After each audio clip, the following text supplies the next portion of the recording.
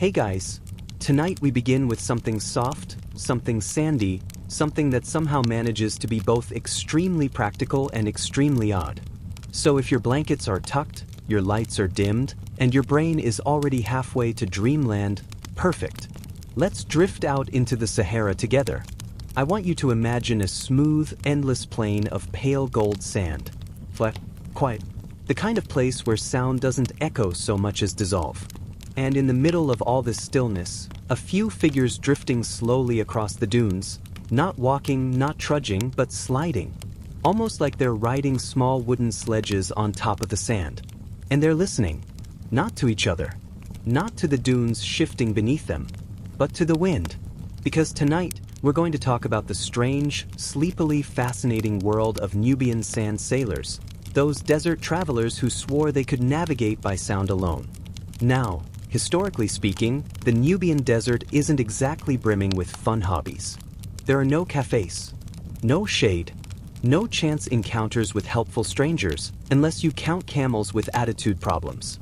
But what Nubian travelers did have was a whole tradition of reading the desert like a giant, sighing map. They learned how to sense texture through their feet, how to smell changes in humidity, how to judge distance by the weight of the air. And somewhere in the middle of all this desert mindfulness came the delicately weird idea that the wind itself could become a compass. Of course it did.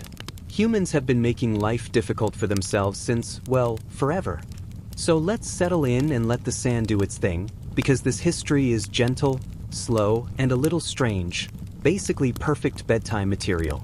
The first thing you have to understand is that the Nubian desert isn't one single type of sand. It has characters, personalities even.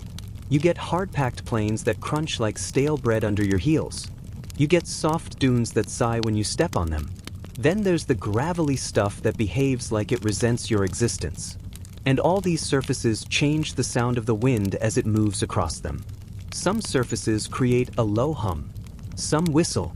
A few produce this eerie, almost fluty vibration that early travelers described as the desert whispering. Because of course they did.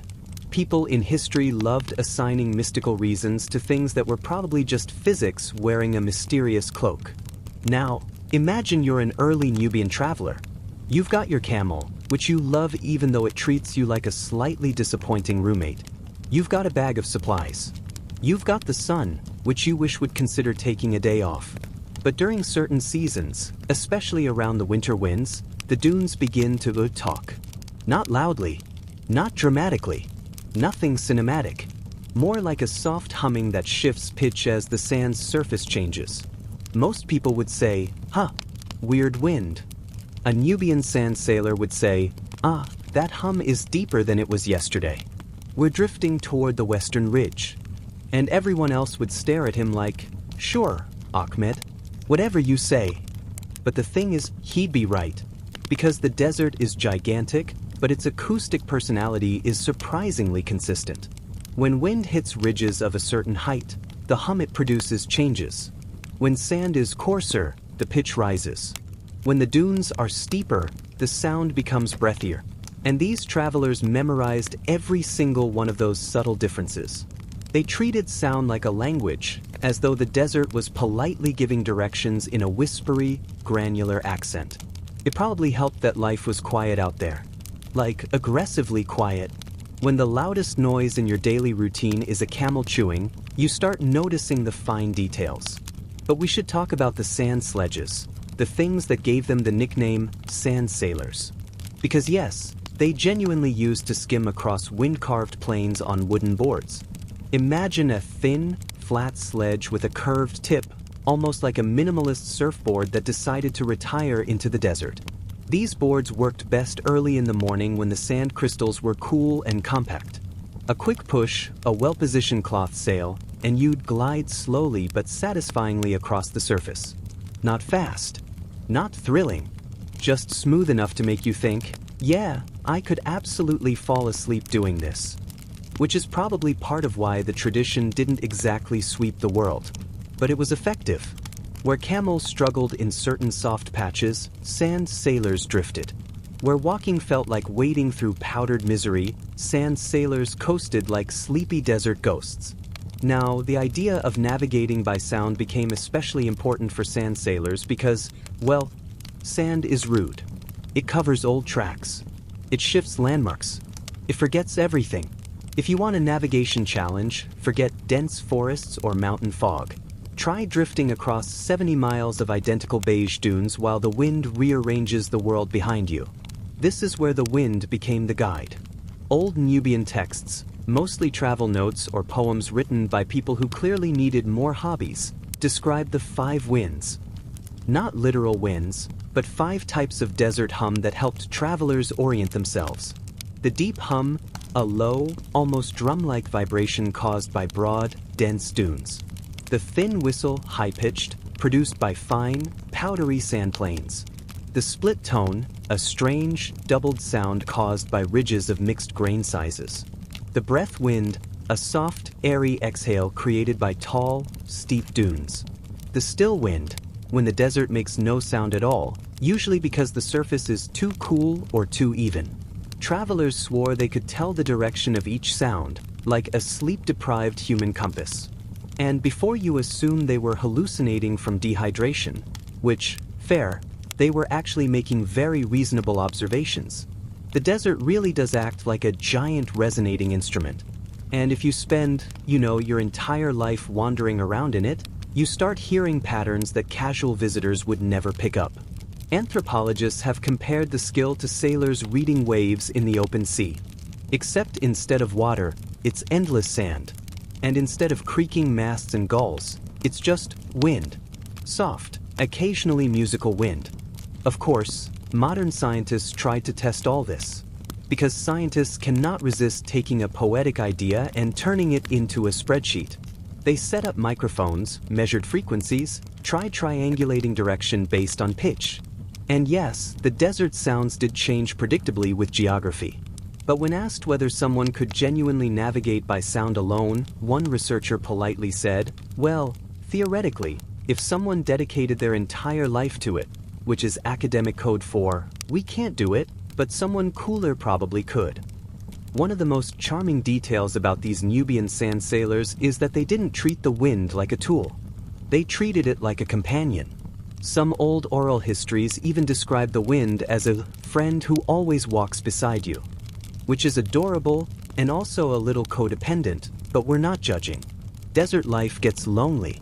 There's one account of a traveler, his name gets translated vaguely as the Quiet One, who supposedly refused to start his sand journey each morning until he listened to the dunes for a full minute.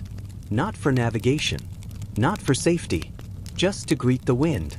Like, good morning, desert. How are your vibes today? And yes, this man did travel alone a lot, which makes sense. Another story talks about a group of sailors who insisted they could hear storms a half day before they arrived.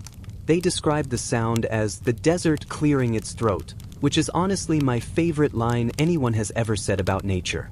In modern terms, they were probably hearing the distant shift of sand grains, an early rumble that the desert produced before the wind picked up enough to make trouble. Whatever they were hearing, it worked. When the dunes started humming in that particular pre-storm register, the group would change course toward sheltered basins or firmer plains. Practical, quiet, and probably a little eerie. Imagine drifting across a dune on a wooden sledge, listening to a soft hum that tells you a storm is on the way. No urgency. No panic. The desert would like me to move slightly left, then shifting direction while the wind gently brushes your face. It's almost meditative. Of course, it wasn't all mystical acoustics and gentle gliding. This is history, meaning the people involved had at least some questionable habits. For example, some sailors, especially the more self-important ones, liked to name their boards. Not regular names. Dramatic names. One famous board was allegedly called the Silent Falcon. Another went by the Walker of Dust. Someone even named theirs The Breeze That Knows Me, which sounds like a rejected indie song from 2008. But the owners were proud of these names, carving them into the wood like badges of honor. Even more amusingly, occasional competitions sprang up. Very slow competitions. 2 sailors would set their boards at the same starting ridge, angle their cloth sails just so, and then drift. at about the speed of a determined tortoise. People would watch.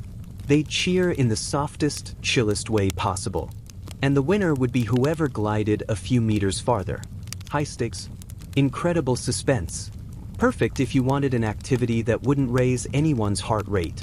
But even these gentle contests had a navigational purpose. Sailors observed how the wind behaved across different surfaces, learning which hum matched which type of terrain. New travelers treated these drifting matches as valuable lessons disguised as sleepy sporting events. One teacher famously told his apprentice, "Listen to the sand as it pushes you. If it sings sharply, turn away.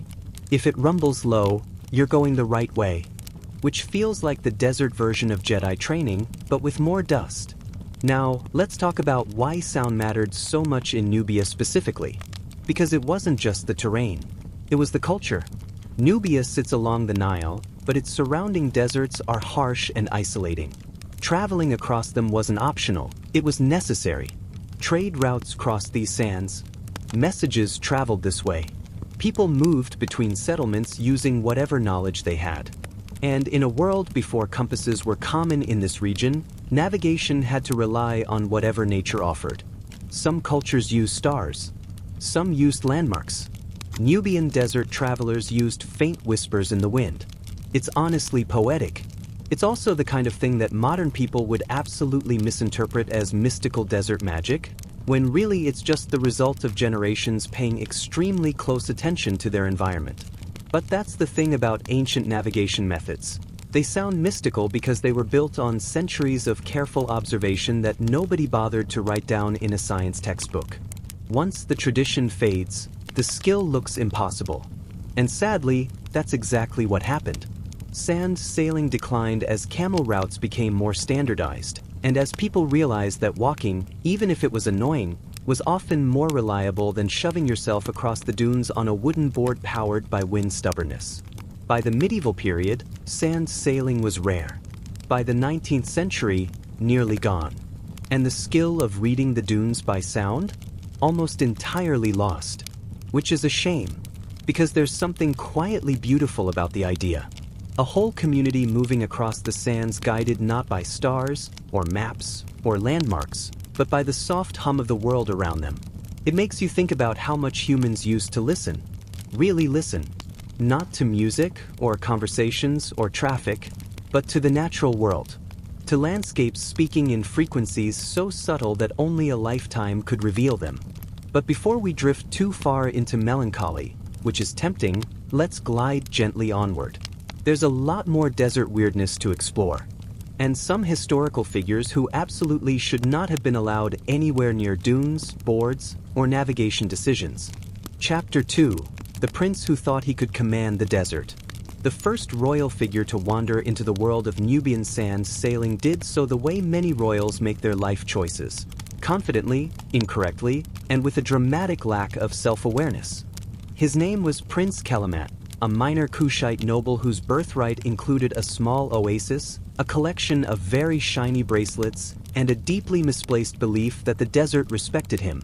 To be fair, he was raised in a palace that sat just close enough to the dunes for their hum to carry into the halls on windy mornings. Servants often swept away small piles of sand that had drifted indoors, and the prince grew up thinking of the desert as a kind of unruly but loyal pet. This was optimism at its most dangerous setting.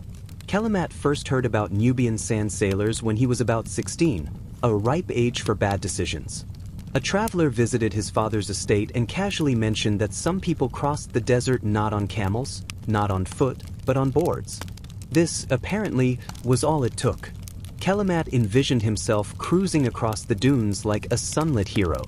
He liked the idea of wind obeying him, pushing him forward as all the world admired his grace. The fact that sand sailors typically traveled at a pace slower than a bored camel chewing cud did not occur to him.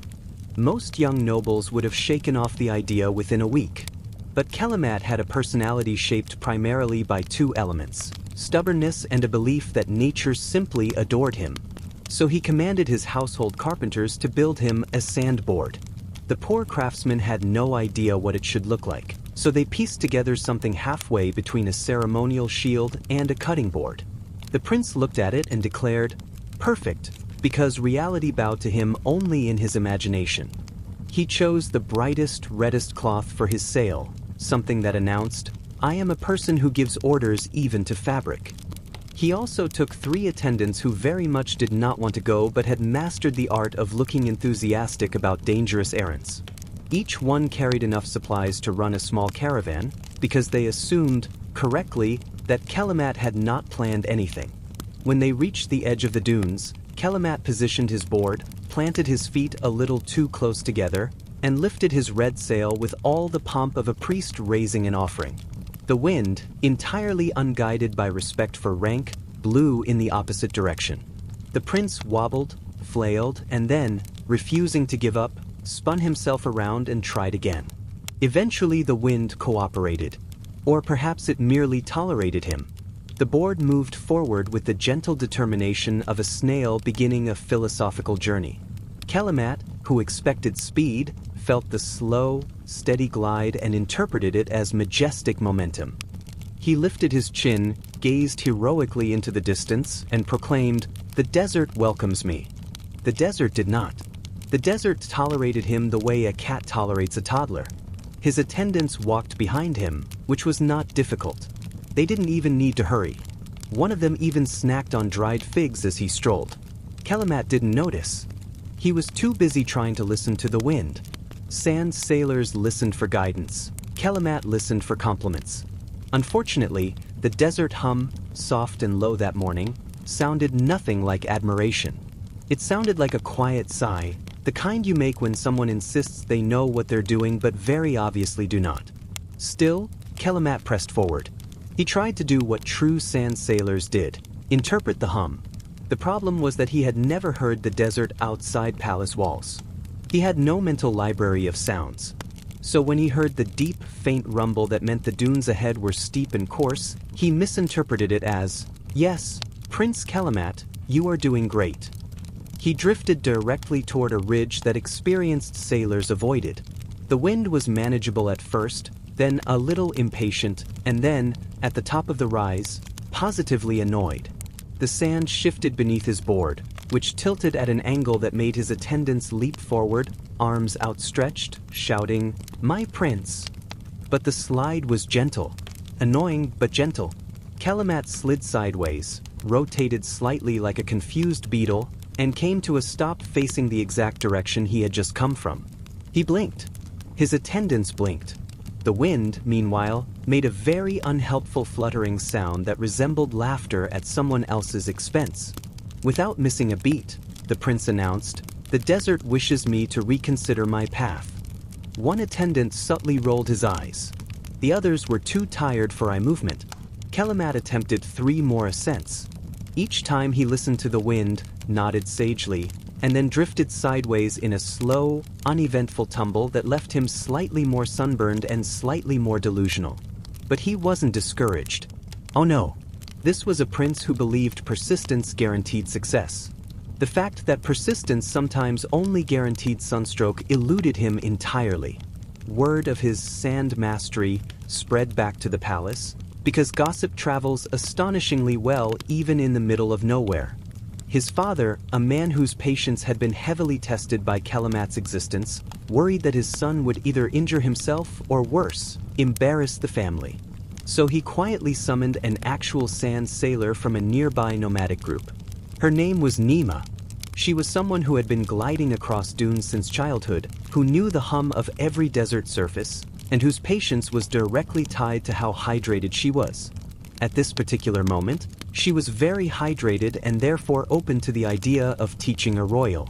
When she found Kalamat, he was attempting to summon the guidance of the breeze by holding his sail above his head like an overgrown flag. The wind, unimpressed, flapped it into his face.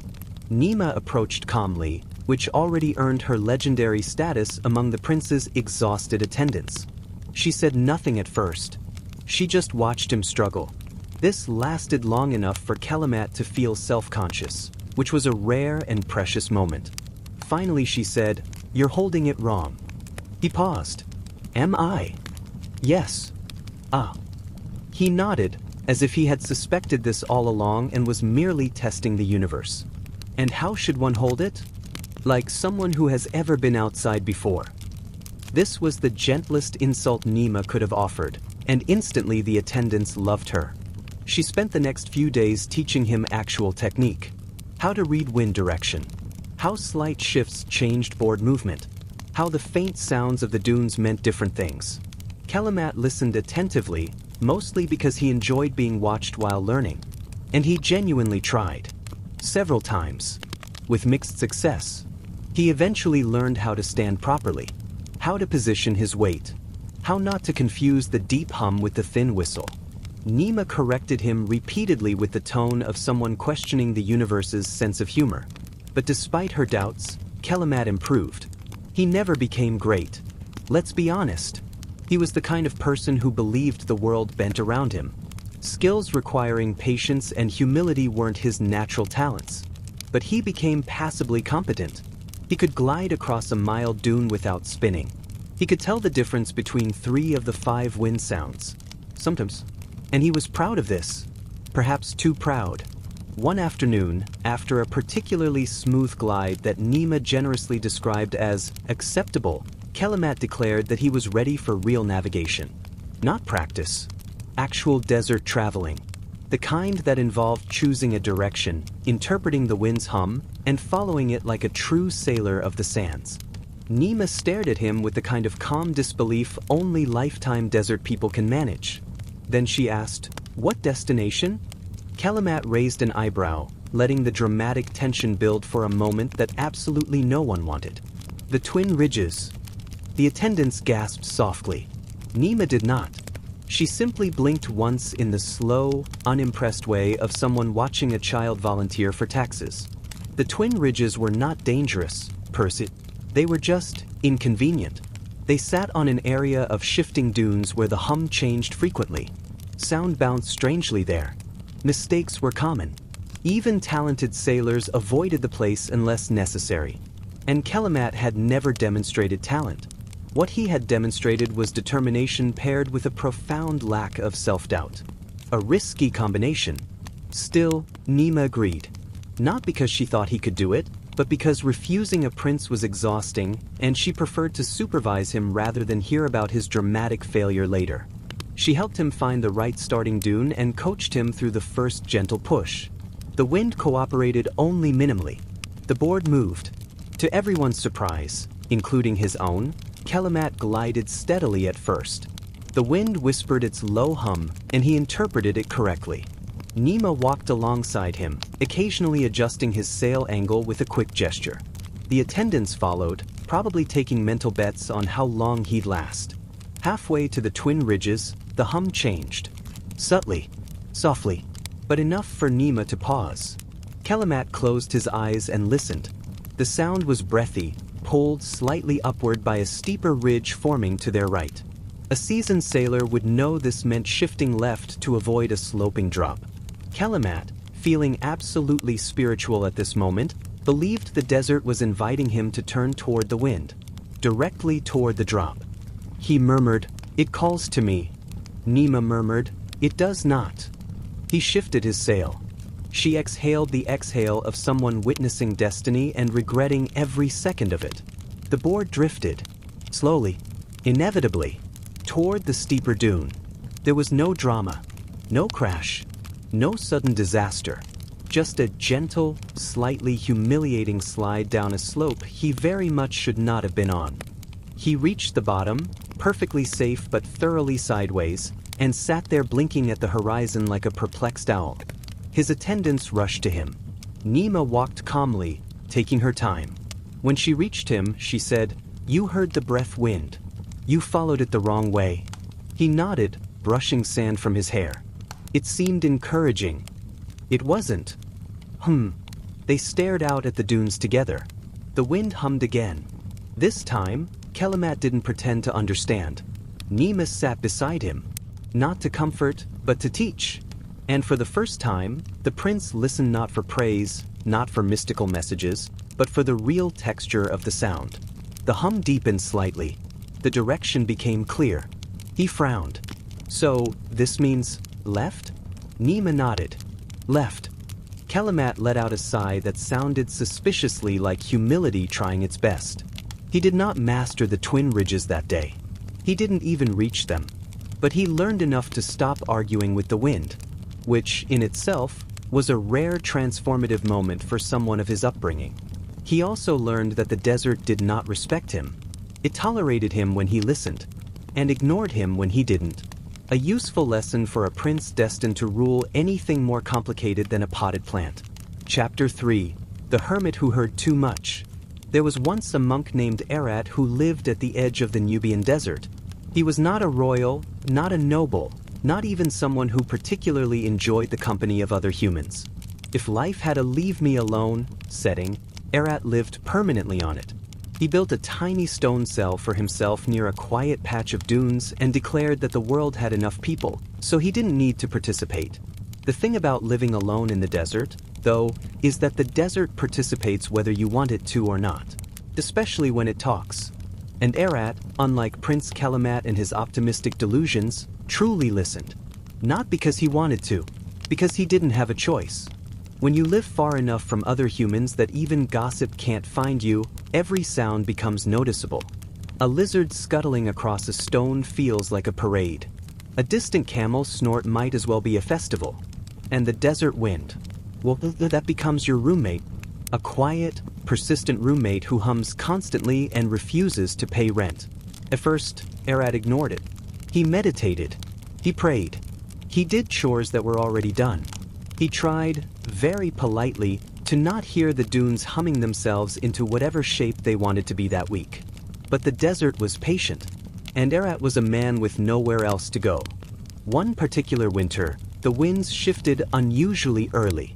The dunes near his hermitage began to produce a low, steady vibration, longer and deeper than he'd heard before. It rattled the woven roof of his cell and vibrated his little clay bowls. It wasn't loud, but it was constant. The type of sound that settles into your bones and stays there. Arat found himself listening to it more and more because silence had become a stranger.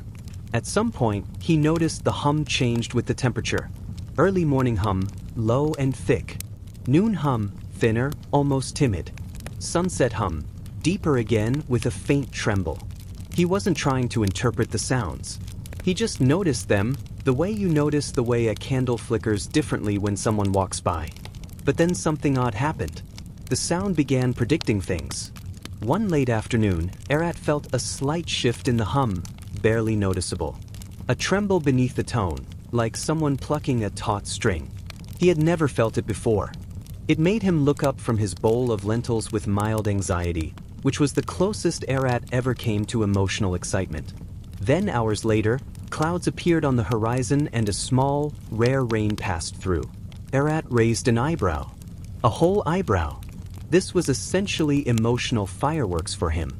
Over time, the pattern repeated. The hum trembled one way before storms, another way before sand drifted heavily overnight. A faint whistle meant the dunes were thinning. A doubled hum meant the wind would shift northward.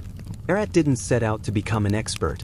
He just kept living in his tiny hermit cell while the desert insisted on narrating its schedule to him. He gathered enough observations to know it wasn't coincidence.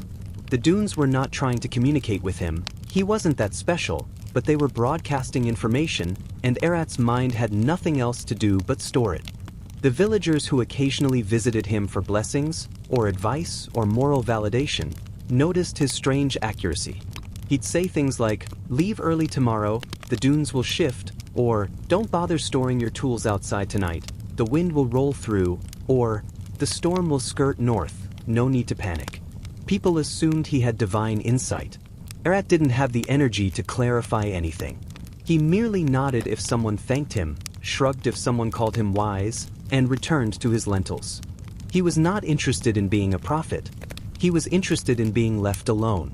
Unfortunately for Arat, people love a hermit who seems magical. Over time, visitors came more frequently. Not in droves. This wasn't a celebrity situation, but enough to deeply annoy a man who moved into the desert specifically to avoid conversations. A merchant asked him whether he should travel to the next town before or after the dunes settled. A woman asked whether the winds would ruin her pottery. A herder wanted to know if migrating his animals that week would be safe. Erat answered them all with weary precision because, well, he was correct and honesty was part of his personal brand. The problem was that now people wanted to learn how he knew. Erat had no idea how to teach something he'd never meant to learn himself. Telling someone, just listen to the hum long enough that your brain rearranges its priorities, is not exactly actionable advice. So he tried the minimalistic approach. He pointed people toward dunes and said, "Listen." They listened. They heard wind. Nothing more. They asked for details. Erat refused. They asked again. Erat walked away. Eventually people took the hint, sort of. They still visited, but they stopped asking for lessons. They just came for predictions. Small stuff. Annoying stuff. But as time went on, the questions became more personal. More emotional. One woman asked whether the hum of the dunes could reveal why her husband was always restless and angry. Erat considered this question longer than he liked. He listened to the desert for a moment, realized that it told him absolutely nothing about human relationships, and eventually answered with the philosophical equivalent of a shrug. People have their own winds. She thanked him like he'd solved her marriage. Another visitor, a young man with a heartbreak he carried like a visible bruise, asked whether the desert could tell him whether his beloved would return. Erat nearly choked on his breath. The only thing less predictable than sand was human affection. But he didn't want to crush the young man, so he said, "The dunes don't speak of people. They only show you the shape of the path." This was vague enough to be interpreted however the young man wanted. He left with new hope. Erat felt guilty for hours. He ate half a bowl of lentils to recover. Eventually, Erat began avoiding visitors by stepping outside, hearing the wind, and then quietly wandering behind a ridge until they gave up. He mastered the art of appearing serene while deeply irritated, which is probably a universal monk skill. But the desert hum remained his constant companion. He understood it, and in a strange, reluctant way, he depended on it. His reputation grew enough that it finally reached the ears of a nearby noblewoman named Tamret. She was sharp, skeptical, and entirely uninterested in mystical nonsense. If Erat had been a fraud, she would have exposed him without hesitation. In fact, that was her goal. She traveled to his hermitage with 3 servants, all equally prepared to debunk the hermit. They found Erat sitting cross-legged outside his stone cell, looking very monk-like and also mildly irritated that 4 humans were approaching. Tamret introduced herself. Erat nodded, hoping this would be a quick conversation. She asked, point blank, whether he truly believed the desert was speaking to him. Erat sighed. Loudly. Impressively. "No," he said. "It simply makes sounds. I simply hear them." This was not what she expected. She had prepared speeches. Arguments. Counter-arguments. Being bluntly dismissed by a man who looked like he hadn't been excited since infancy threw her off balance. She asked him to demonstrate. He reluctantly agreed. Tamret stood with him beside the nearest ridge. The wind was steady that afternoon. A faint hum trembled across the surface. Erat tilted his head slightly. "There will be drifting tonight," he said. Tamret frowned. "Because?" "The hum is thin, and the grain is shifting." She crouched down, scooped a handful of sand, and examined it like a jeweler checking for flaws. She heard nothing unusual. She said so. Erat did not respond. He simply continued listening. She was not accustomed to being ignored, so she cleared her throat with authority. Erat continued ignoring her with masterful skill. Finally she snapped, "Explain." Erat, without turning, answered, "It is like feeling someone breathe beside you. Eventually you recognize whether it is shallow or deep." "But that tells me nothing." He shrugged. She narrowed her eyes, but there was curiosity there, not accusation. She asked him to teach her. Erat blinked. This was new. People had asked for his insights, not his method. He considered refusing. Then he realized that teaching her might actually result in fewer people coming to him in the future. If she understood, she could explain it to others. And he could return to his lentils and his peace. So, reluctantly, he agreed. Over the following weeks, Tamret visited regularly. She wasn't like the others. She didn't expect divine secrets. She didn't romanticize his knowledge. She asked practical questions. She took notes. She listened. Arat taught her the basics, how the hum changed with grain size, temperature, and wind pressure, how certain pitches indicated specific terrain, how to ignore the obvious sound and focus on the undertone. He had never taught anyone before, so his explanations were more like riddles delivered by someone who didn't care whether you solved them. But Tame Ret was persistent and surprisingly patient. She learned to hear the difference between the deep hum and the breath wind. She learned how the split tone hinted at mixed dunes. She even learned how to detect the faint tremble that preceded storms. She wasn't perfect at it. No outsider ever became perfect. But she became close enough that Arat sometimes forgot she was still learning. One afternoon, while they stood side by side listening to the dunes, Tame Ret asked him a question that stopped him mid-breath. "Does it ever get too loud?" Arat stared at her. She avoided his eyes. He had never discussed this with anyone. The desert hum wasn't just sound to him anymore. It was presence. Constant. Endless. Familiar but heavy. There were days when the wind was soft enough that his mind felt peaceful. But other days, especially storm seasons, it felt like a pressure around his skull, a humming weight he couldn't escape. He finally said, "Yes." Tame Ret nodded. "I thought so." She didn't ask him to elaborate. She didn't offer advice. She just let the silence return, letting the wind hum while both of them stood in the shared discomfort of understanding something bigger than them. It was the closest Arat had come to companionship in years. People began going to Tame Ret for desert guidance. Not for mystical predictions, but for practical advice. She explained the sands with clarity and confidence. She told travelers when to avoid dunes, when to seek shelter, and when to trust the quiet hum. This left Arat wonderfully, blissfully alone. He once again spent his days in silent meditation, or as close to meditation as a man can achieve when the dunes constantly whisper their schedule into his ears. But he no longer resented it. The desert had become a familiar companion, annoying at times, comforting at others. And when storms approached, when the hum shifted into that tense, trembling tone he knew too well, he would step outside, breathe deeply, and listen with something like affection. He understood the desert, and in a quiet way, the desert understood him. He never sought disciples, never wanted followers, but without meaning to, he became the bridge between human life and desert sound, a lonely interpreter of a language no one else cared to learn. Chapter 4. Drifting into the long dunes of royal stubbornness. Let's settle back into the dunes again. No crescendos. No heroic charges. Just the same slow, dry drift of people who believed they understood the desert, and then the desert simply shrugged and reminded them it had been here longer than their entire dynasty combined.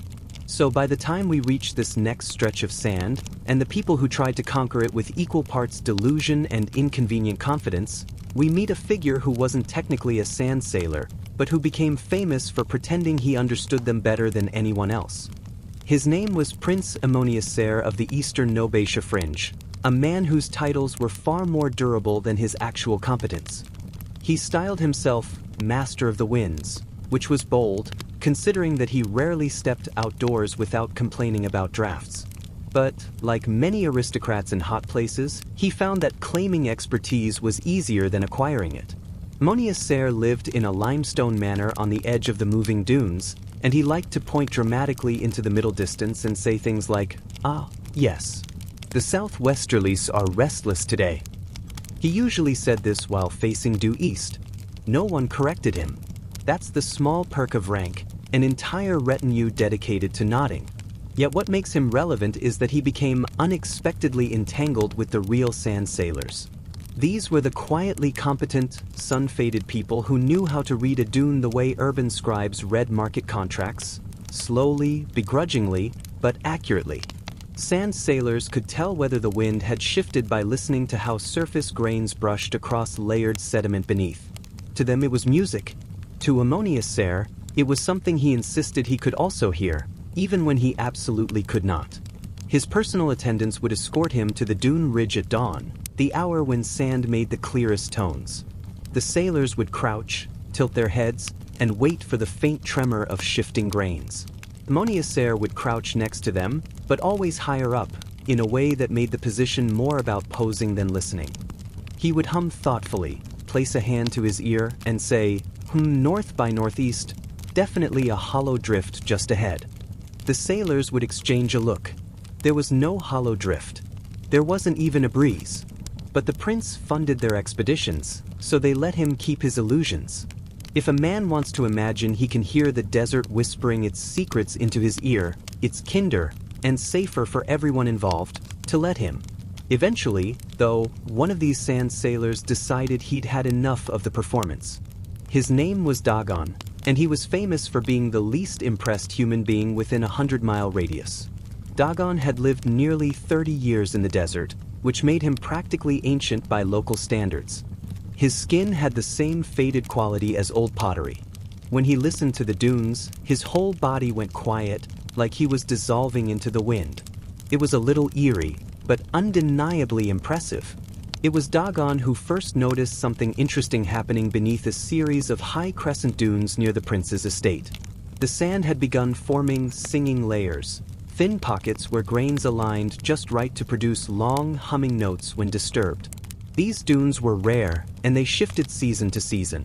Most nobles would have dismissed the reports as superstition. Ammoniasair, however, saw an opportunity to prove he really was the master of the winds. So, naturally, he announced a grand demonstration. And by grand, I mean needlessly theatrical. He invited every neighboring official with a title ending in keeper, herald, or overseer.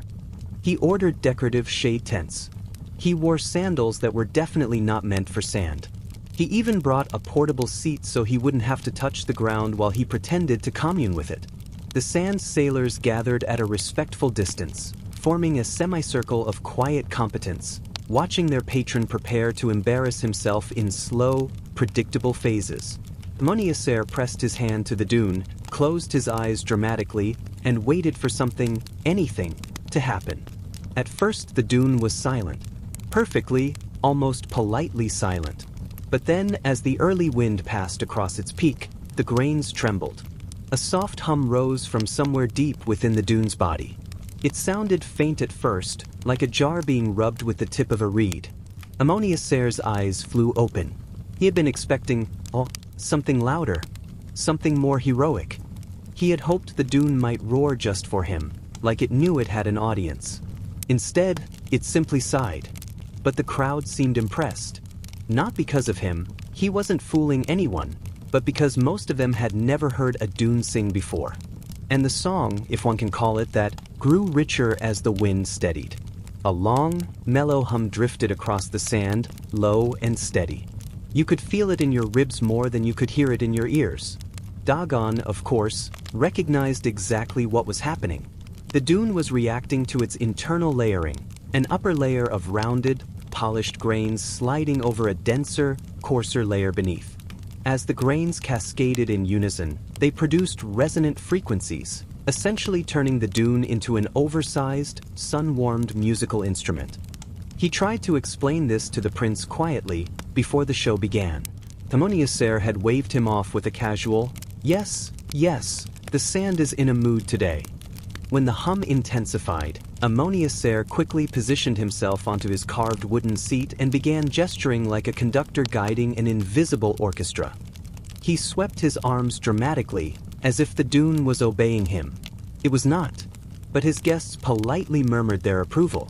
Still, the sailors couldn't help noticing how Ammoniasair's face twitched every time the dune produced a tone he hadn't predicted. He looked like a man trying very hard not to admit that nature was improvising. He even attempted to match the dune's pitch with his voice, producing a strained hum that sounded a bit like a clay pot rolling down a staircase. Dagon looked away. He said later that he was trying to preserve his soul by not witnessing what happened next. Eventually, the dune fell silent again. The wind shifted. The demonstration was over. Ammoniasair stood and dusted off his sandals, as if he had done the singing, and made a speech about how he had communed deeply with the dune and directed its tone with his attunement to the winds. Not a single sand sailor blinked. Their faces were carved from absolute neutrality. What makes this little incident so charming is that it reveals the eternal tension between people who know things and people who want to appear as though they know things. It's a desert dynamic as old as the dunes themselves. The sailors never corrected their noble patron. And Ammoniacer, for all his self-importance, wasn't cruel. He just enjoyed the idea of being extraordinary. He provided good funding. He paid for fresh water. He didn't interfere when the sailors needed to move camp. If the price of that was listening to his monologues about wind spirits that did not exist, they managed. Some nights, Dagon even admitted, very reluctantly, that the prince brought them unintentional amusement. Once, during a sandstorm, Ammoniacer yelled at the wind to calm down. The storm did not respond, but all the sailors remembered it fondly. Over time, Ammoniacer's fascination with singing dunes turned into a more grounded curiosity about how different layers of sand formed and shifted. With Dagon's guidance, he learned that the desert wasn't a single uniform sea, but a patchwork of textures and densities, fine grains from riverbeds, coarse grains from eroded cliffs, and ancient dust that had drifted for centuries. He even began carrying a small ceramic jar, scooping samples from dunes, and labeling them with notes like lighter, like powdered millet. It was progress, so but real. And it was this unlikely partnership between the prince who wanted the desert to admire him and the sailor who wished the prince would stop talking that eventually led to the formal mapping of the region's resonant dunes.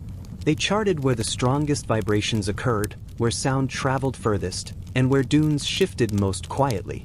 It wasn't groundbreaking. It didn't change the course of Nubian history, but it added one more thread to the long tapestry of people learning to read the desert through patience, listening, and the occasional exaggerated royal gesture. Chapter 5. Drifting along the quiet rivalries of the desert clans. The dunes open again, steady and pale, as if they've been waiting for us to wake up from a nap.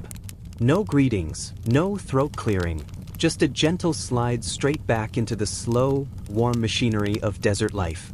And at the center of this next quiet stretch is a rivalry so soft and unbothered that calling it a feud would be generous. It was more like two groups politely judging each other from opposite sides of a sand ridge while pretending they absolutely were not doing that. These were the Takuri Sand Sailors and the Mihali Dune Listeners, two clans who shared the same land but not, unfortunately, the same philosophy on how sound should be used in the desert. Neither side was violent. Their worst insult was a prolonged exhale. But the way they approached the desert winds was different enough to cause a kind of slow-motion tension. A tension that lasted, impressively, nearly 60 years and produced absolutely no winners. The Takuri clan believed that wind should be interpreted by rhythm. They listened for beats, pulses, and intervals. To them, the desert sounded like a drum played by a lazy but steady performer. The Mihali, on the other hand, believed that wind was defined by tone. They waited for hums, whispers, or faint metallic ringing produced by quartz grains vibrating in just the right arrangement.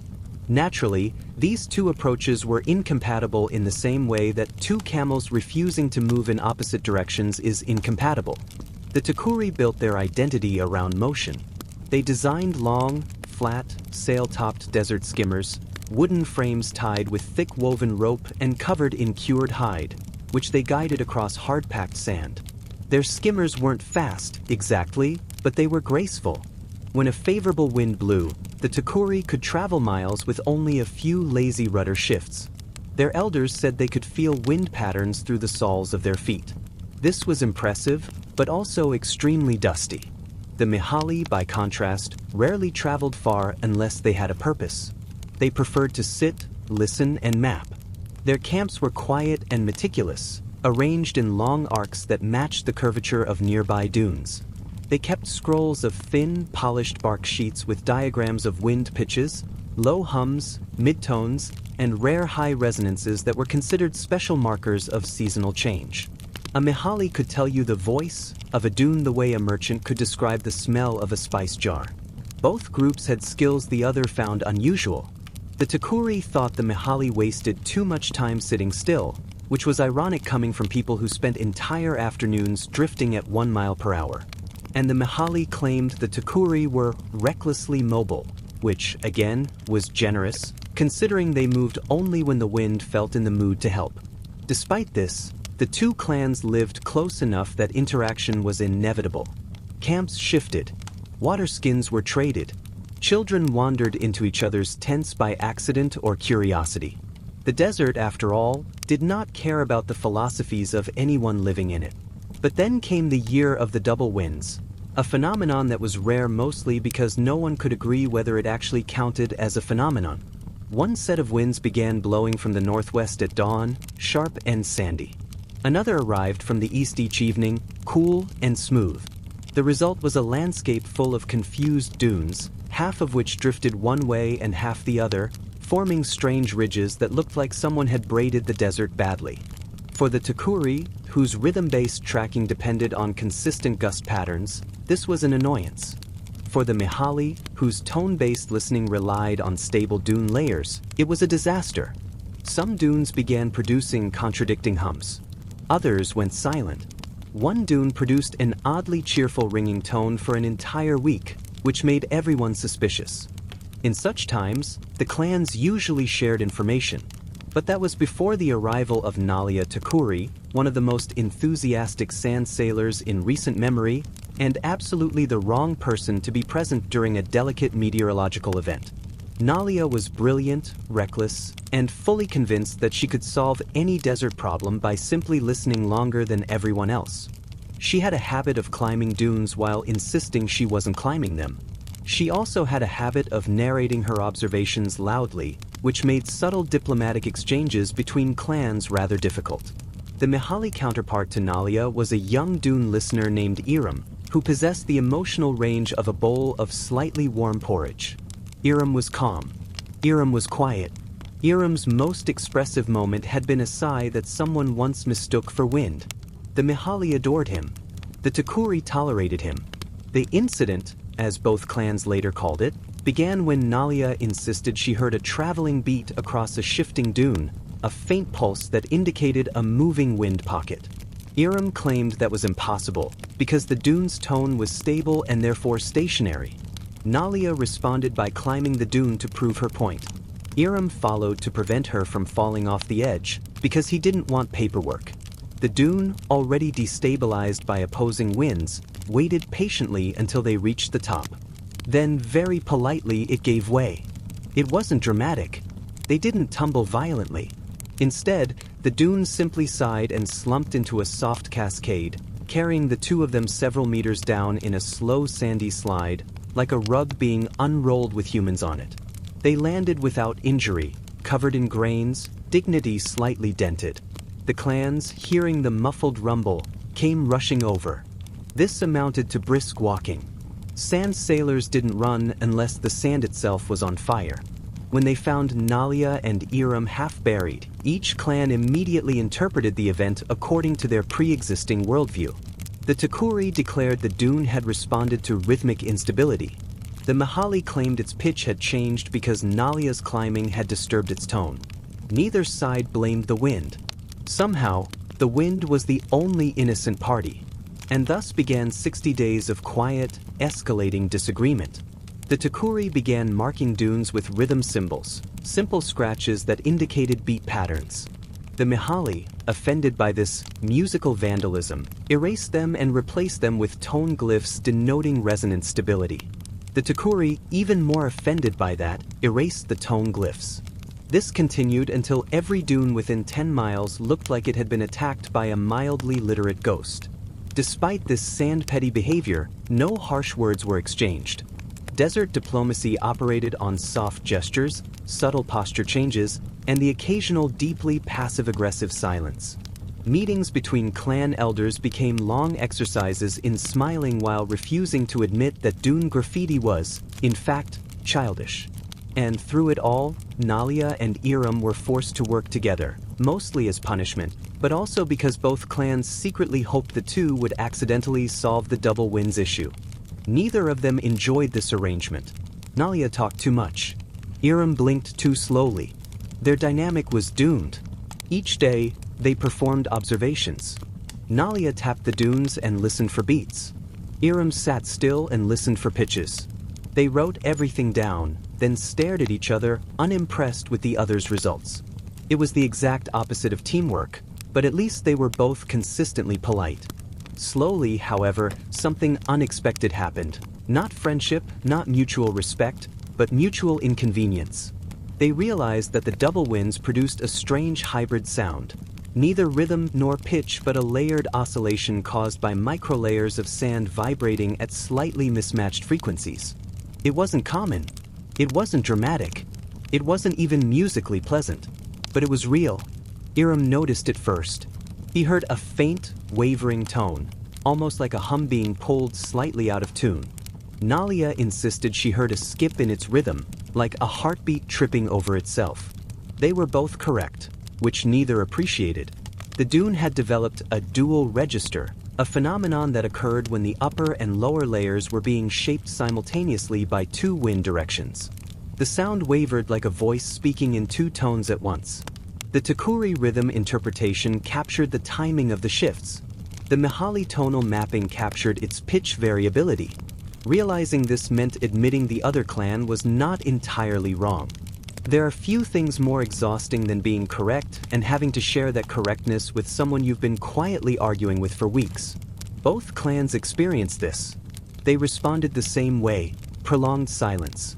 Eventually, though, the elders drafted a unified explanation, a very slow, very neutral description of multilayered resonance conditions resulting from intersecting wind patterns.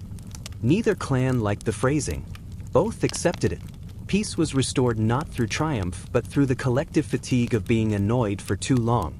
The double winds faded with the season. The dunes settled. And the marks, the rhythm scratches, the tone glyphs, were slowly erased by nature itself, as if the desert was politely washing its face after watching the antics of its inhabitants. But something did remain, the first combined wind map, created by Nalia and Iram. It charted both beat frequencies and pitch variations. The scroll looked chaotic to outsiders, swirls, dots, lines, and numerical notations that resembled a draft of mysterious sheet music, but to the desert clans, it became a reference point for understanding layered wind interactions. It didn't revolutionize navigation. It didn't make dunes more predictable, but it documented a rare phenomenon with remarkable cooperation. And, perhaps more importantly, it gave both clans a calm, shared story about a slide down a dune that became a minor diplomatic milestone. Nalia later insisted the dune had responded to rhythm. Iram maintained it had responded to pitch. Neither conceded, but they also never argued loudly again. Instead, whenever the topic came up, they simply exchanged that tired, knowing look shared by people who have survived something mildly ridiculous together and would rather not discuss it further. Chapter 6. Drifting into the quiet obsessions of the dune archivist. The dunes stretch out again, unhurried, toneless, and doing their usual impression of a landscape that has absolutely no intention of cooperating with human logic.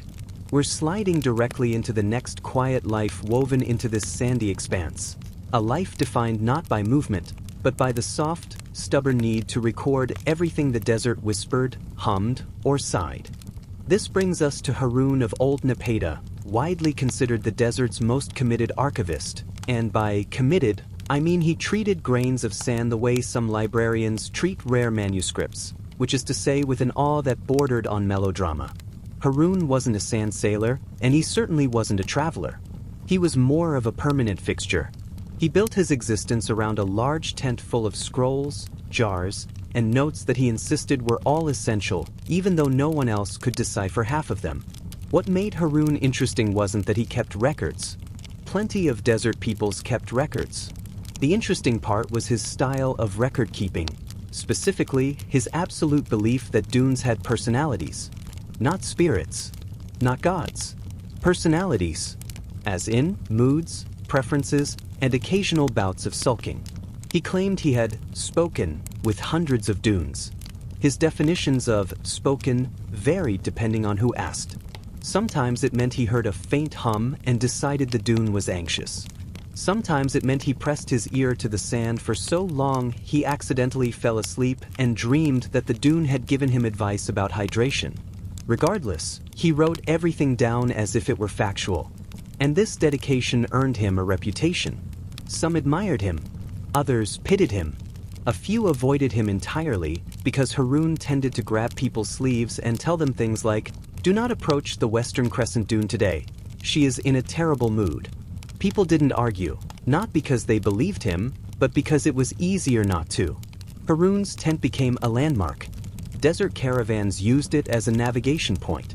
Sand sailors stopped there to rest, refill their water skins, and listen to whatever new Dune personality report Haroun had compiled that week. He welcomed everyone with the dusty enthusiasm of someone who had not left his tent in 39 consecutive days.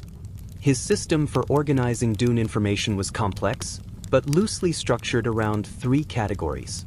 Tone, whether a dune hummed when the wind passed across it. Temperament, whether the dune shifted quietly, loudly, unpredictably, or not at all. Emotional resonance, a phrase that made scientists twitch centuries later. Haroun assigned each dune a sort of emotional profile, ranging from stoic to restless to deeply contemplative. He even created small clay tokens to represent each dune, painting them with tiny symbols and storing them in long wooden trays. No one else used these tokens. Haroun insisted they helped him feel the relationships between dunes. Everyone agreed that Haroun had a relationship with something, it just wasn't clear what. Yet for all his eccentricities, Haroun was observant. Uncomfortably observant.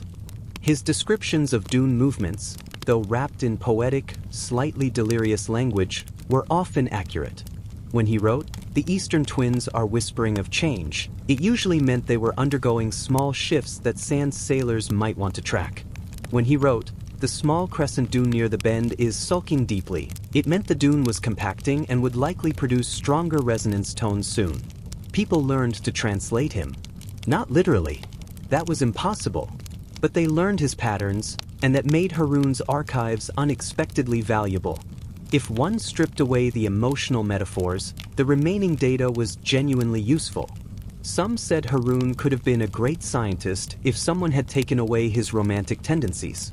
Others said he would have been perfectly mediocre without them. Haroun's life drifted along quietly for many years. He woke at dawn, listened to the dunes, scribbled notes, and talked to himself. He ate simple meals. He brewed weak tea. He rarely ventured further than the shadow of his own tent. And he was content, until one very warm afternoon when a sand sailor named Lisette arrived. Lisette was young, restless, and deeply frustrated by the desert. She had been traveling with a small crew mapping wind corridors across the northern ridge. Unfortunately, her crew had been trapped for days in a patch of dunes that responded unpredictably to shifting winds. The dunes kept collapsing and reforming. The sounds changed daily, and the crew was tired of listening to Lisette insist, loudly, that nature was messing with them on purpose. Desperate for clarity, and guided by the universal philosophy of try everything once, she sought out Haroun. Haroun welcomed her with quiet pride, as he welcomed everyone. He offered her a small jar of sand that he said represented the current emotional climate of the desert. Lisette pretended she understood. Then she explained her problem: unpredictable dunes, unstable winds, and inconsistent sound patterns that defied all traditional tracking methods. Haroun did not react dramatically. He never did. Instead, he closed his eyes for a long moment, breathed slowly, and then said, "Those dunes are struggling with identity." Lisette blinked. Twice. The statement meant nothing. Haroun, seeing her confusion, elaborated, but slowly, because he enjoyed the effect of drawn-out explanations. The dunes she described were located near a boundary where 2 geological layers met. One layer was older, heavier, and composed of ancient river sediments. The other was lighter, newer, and made of powdered mineral sands carried by windstorms. When these layers interacted, dunes could behave in unpredictable ways. Their tones could shift rapidly. Their surfaces could collapse without warning. Their internal layers could resonate at mismatched frequencies. Haroun described all this while holding a clay token and staring into the distance like he was channeling dune wisdom directly through his fingertips. Lisette struggled between respecting the explanation and wondering if she should ask whether the dunes had told him all this personally.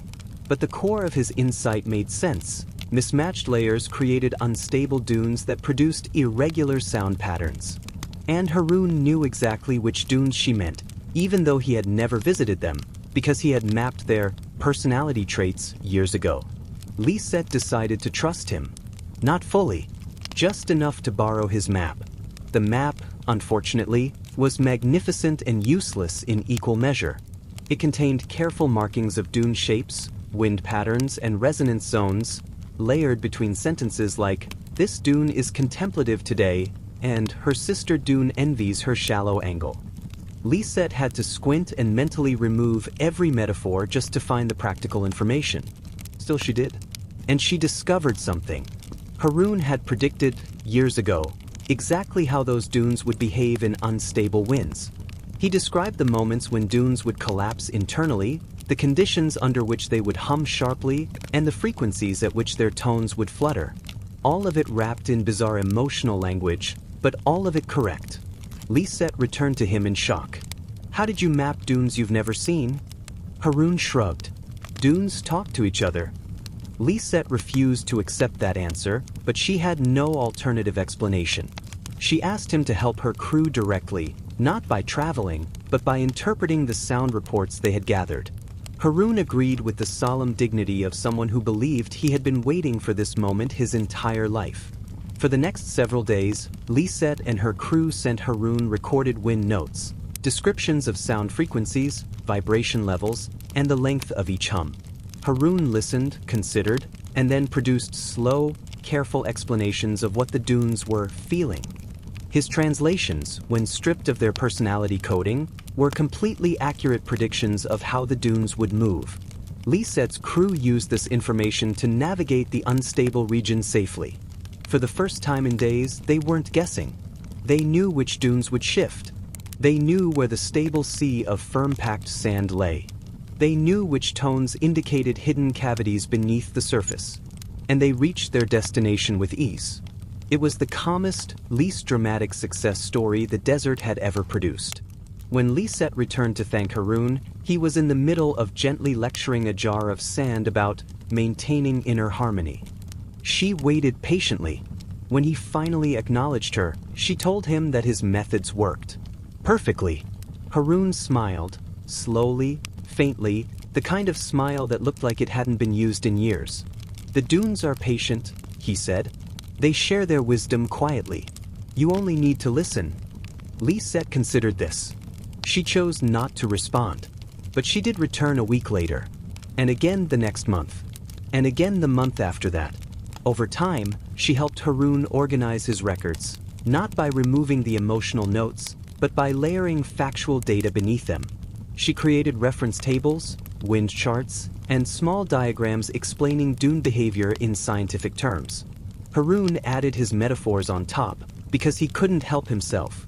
Their system eventually became known as the Napatan method, a hybrid of emotional narrative and empirical observation. Many found it strange. Many dismissed it. But the desert clans quietly adopted it because it worked. Haroon, however, did not become famous. He didn't seek recognition. He continued to live in his tent, listening to dunes as if they were lifelong friends. Lisette became his bridge to the outside world, translating his poetic ramblings into maps that helped caravans cross dangerous regions more safely. Centuries later, archaeologists unearthed Haroon's archives. They were baffled. Some believed he was an early natural scientist. Others believed he was eccentric to the point of creating his own dune mythology. Neither group fully understood him. But desert people understood. They always had. Haroon listened, not because he wanted to master the wind, but because he wanted to understand it. His records captured moments that would otherwise have blown away. The soft shifts, the gentle hums, the quiet moods of dunes that moved slower than any human lifetime. Chapter 7. Let's drift back into the dunes for a while. The light is fading again. Or maybe it's just our attention doing that slow, pleasant slide into the soft focus zone where historical details begin to sound like half-remembered dreams. Either way, we're back with the Nubian sand sailors, who, as usual, were wandering about the desert like people who felt absolutely no obligation to explain themselves to future historians. By this point in our quiet journey, their sound-based navigation has become almost familiar. Still out, of course. Still very, we do this because our grandfather did it and his grandfather yelled at him to do it better. But familiar. And the deeper you go into their techniques, the more you realize that the whole system ran on a complicated blend of tradition, trust, and a mild sense of superiority toward anyone who needed a compass. One chronicler noted that Nubian sailors loved to mock people who used physical maps. They weren't cruel about it, just softly condescending, in that calm desert sage way. Something like, "Ah yes, very nice," lines on paper. We, however, prefer to listen to the earth breathe. Which is exactly the kind of line that makes you want to drop your map into a fire and start listening to sand for validation. But the truth is, their skills weren't mystical. They weren't chanting incantations or communing with sand spirits, though a few outsiders insisted that they must be. Instead, they spent years learning the tiny, subtle ways that wind interacts with dunes. And because the desert never shuts up, there was always something to interpret. One of the more relaxing details is the practice of evening listening, a nightly ritual carried out when the heat finally decided it had bullied people enough. The sailors gathered near the edges of camp, sat on warm stones, and listened to soft ridges of sand shifting under slower winds. It was considered the perfect time to pick up on long-distance cues because the desert finally stopped screaming in oven mode and settled into a quiet simmer. A young trainee was expected to identify things like whether the next day's winds would push the dunes east or west, whether traveling caravans were stirring up far-off noise, and whether a particular set of ripples meant smooth sailing or you will be digging your way out of trouble by sunrise. These little tests weren't written down. No one handed you a workbook titled Introduction to Predictive Dune Rhythms. You learned because a seasoned sailor sat next to you, tilted his head in a specific direction, and said something cryptic like, "Hear that?" And somehow, you were supposed to know which of the 7 overlapping wind sounds he meant. It created a culture where hearing was not just a sense but a responsibility. And honestly, a bit of a flex. Many sailors were known to sit in complete stillness for minutes at a time, eyes half closed, looking like they were deeply communing with ancient wisdom, when in reality, they were probably just trying to pick out whether a dune was shifting or if someone in camp was scratching their leg too loudly. Let's drift into one of their favorite techniques, tracking the low-hum dunes. These were dunes shaped in a way that caught certain wind angles, producing a low, resonant vibration that could travel startling distances. Not loud, not dramatic, just a soft, sustained tone, like the desert trying its hand at minimalist ambient music. This hum meant stability. If you heard it consistently in the evenings, it suggested that the winds were steady and predictable, which in desert terms is basically the equivalent of being handed a handwritten invitation from nature saying, "Go ahead, travel tomorrow, I promise not to ruin everything."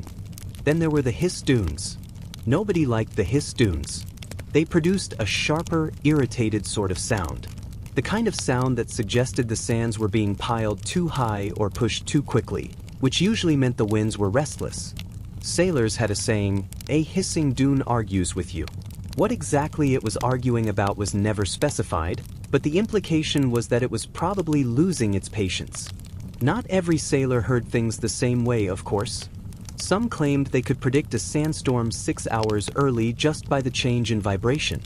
Others claimed that this was nonsense and that you should never trust anyone who bragged about wind-based prophecy unless they backed it up with actual dune patterns. There were entire disagreements about whether certain sounds meant danger or just an overeager breeze showing off.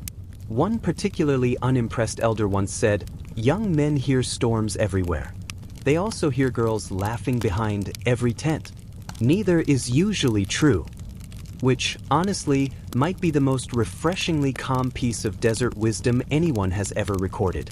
Let's gently walk into one of the stranger parts of their culture, the belief that certain dunes had memory. Not literal memory. They weren't animating the hills like some fantasy world full of moody sand spirits, but rather the idea that dunes shaped by many consistent years of wind behaved more predictably. A dune with memory made familiar, stable sounds. A dune without it behaved like a teenager who just discovered rebellion. But unstable. annoying to deal with. You can see why sailors preferred the older dunes. They had personality. Slow, reliable, and probably complaining internally about being rearranged every season. Even more quietly fascinating is how the Nubians mapped routes not by fixed places but by recurring acoustic landmarks. They might say, travel to the deep hum dunes, or stay near the slow shift ridges, or cross when the sands fall silent at dawn. Descriptions that sound poetic to us but were, to them, as precise as street signs. The night camps were peaceful. Simple fires. Low conversation. Most people settling into sleep early. But the sailors stayed up just a little longer, letting the final winds of the day tell them what tomorrow would look like. Nothing dramatic. No big revelations. No storms brewing for narrative effect. Just soft sounds drifting around them like the world's slowest, most geography-specific lullaby. And in that stillness, the sailors made their decisions. Where to go? How far? How quickly? All based on whispers in the sand. It's comforting in a way. A whole navigation system built not on urgency or calculation, but on listening, on patience, on noticing the earth even when it wasn't trying particularly hard to tell you anything. Chapter parted. The desert continues, unhurried and patient, like it's willing to wait forever for humans to catch up. And here we meet another subtle figure in the long, drifting story of the Nubian sand sailors. Sapphira, a woman known quietly among her peers as the keeper of echoes. Sapphira wasn't famous. She didn't have a palace. She didn't command tents full of scribes or grand caravans. She had sand, a reed flute she barely played, and ears that could pick up a whisper on the far side of a ridge. She had learned, over decades, to distinguish wind sounds so subtle that most people assumed they were imagining them. The wind itself treated her like a trusted companion. It had learned that she would not overreact. Her specialty was tracing distant caravan movements through sound alone. Not by sight, not by smell, not even by footprints. By listening carefully to how winds interacted with dunes as people passed. A ridge would sigh slightly different if a camel caravan crossed it than if a lone traveler did. Slight ripples would hum differently if many people moved through the sand. Sapphira could hear all of this, and no one else could. She often traveled alone, though never recklessly. The desert, as usual, did not care. It had been here for millennia and had little interest in ensuring humans survived or perished. Sapphira, however, had the calm patience to move with it. One afternoon, she encountered a curious pattern. Several dunes, close together but of differing height and density, were producing sounds that conflicted with each other. Normally, these discrepancies were easy to interpret. Higher dunes gave lower hums, smaller dunes higher pitches. But here, the patterns contradicted each other in subtle ways. Sapphira sat down. Not dramatically, not impatiently. She pressed a hand to the sand and let her ears and intuition do the work. For hours, she listened. She felt the vibrations travel up her fingers and into her bones. Then she realized. The dunes were responding to a previously unobserved wind current that passed very near the surface, bending slightly over each ridge before fading. No one had ever recorded this current. No one had named it. No one had mapped it. And yet Sapphira could hear it. She could even predict its timing, its strength, and the tiny variations it would cause in surrounding dunes. Later, younger sand sailors asked her how she did it. Her answer, as usual, was simple and understated. You listen longer than the sand has patience. She then demonstrated by quietly humming a note to match the dune vibrations. The dune, almost obligingly, harmonized for a moment. A rare moment. It's easy to imagine her in the night, seated at the edge of campfires, softly explaining wind patterns to apprentices, while the rest of the camp settled into sleep. No fanfare, no charts, just slow, calm interpretation of patterns, tones, and subtle cues. Over the years, Sapphira became an unofficial consultant for other sand sailors, who would send her reports of strange dunes or unusual wind movements. She rarely traveled far. She preferred the quiet intimacy of her chosen dunes. Yet her observations influenced routes and decisions across miles of desert territory.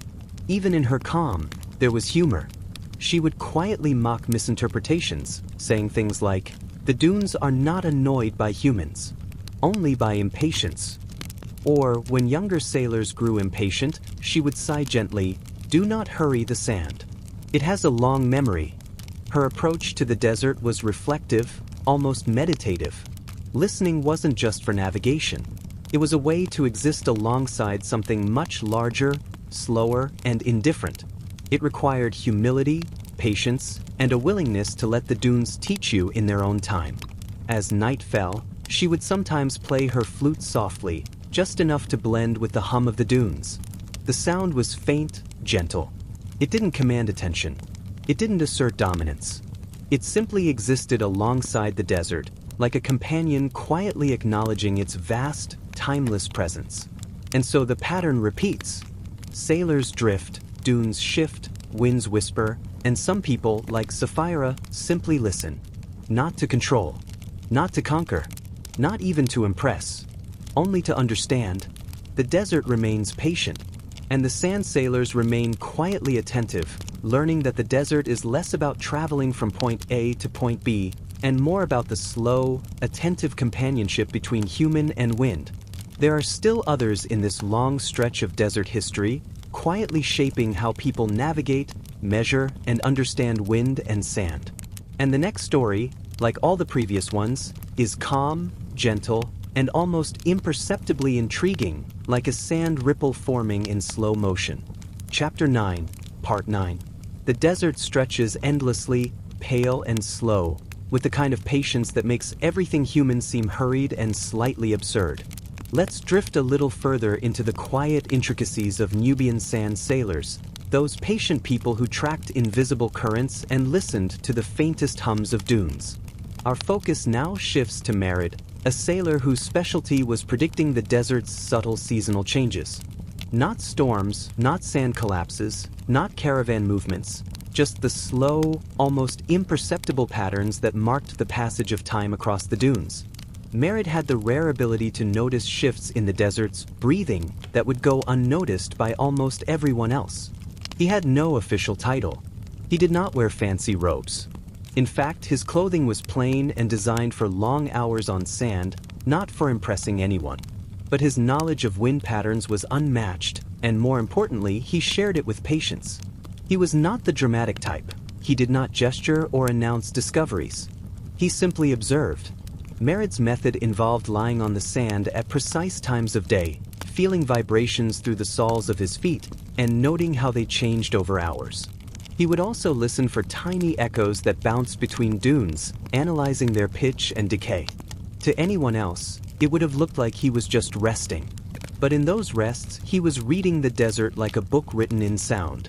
One afternoon, Merid noticed something unusual. A dune ridge near a narrow valley was vibrating slightly faster than normal. It wasn't significant, just a subtle anomaly, but Merid had learned that even the smallest variations often presaged larger shifts. He marked it, not on paper, but mentally, like an invisible map embedded in his memory. Later, he shared his observation with a group of younger sailors. They tilted their heads, squinted, and asked questions like, "How can we know it's different?" Merid explained softly, "You'll hear it if you stop thinking and just listen. The dunes speak. Not loudly, not dramatically, but they speak." This teaching method, almost meditative in tone, became a hallmark of his mentorship. Sailors under Merid learned not to rush, not to measure aggressively, and not to insist that the desert confirm their assumptions. They learned patience, listening as an end in itself. Merid also observed long-term changes. He could note when dunes were slowly migrating faster than usual, when layers of sand compacted differently due to unseen underground moisture, and even when faraway rivers, dry for decades, affected the hum of distant dunes. All of this he recorded in careful notes, sometimes simple lines scratched in leather, sometimes in tiny clay tokens similar to those used by Haroun. His colleagues called him the slow translator. He did not translate wind into commands or instructions, but into understanding. And his understanding often saved caravans from mild misfortune, sand collapses, small wind gusts, sudden shifts in travel conditions. Nothing dramatic, nothing storybook, just quiet, practical wisdom. Interestingly, Merid had a subtle rivalry with another sailor, Tahira, known for her bold and occasionally reckless approach. She relied on instinct and quick judgment, whereas Merid relied on patient observation.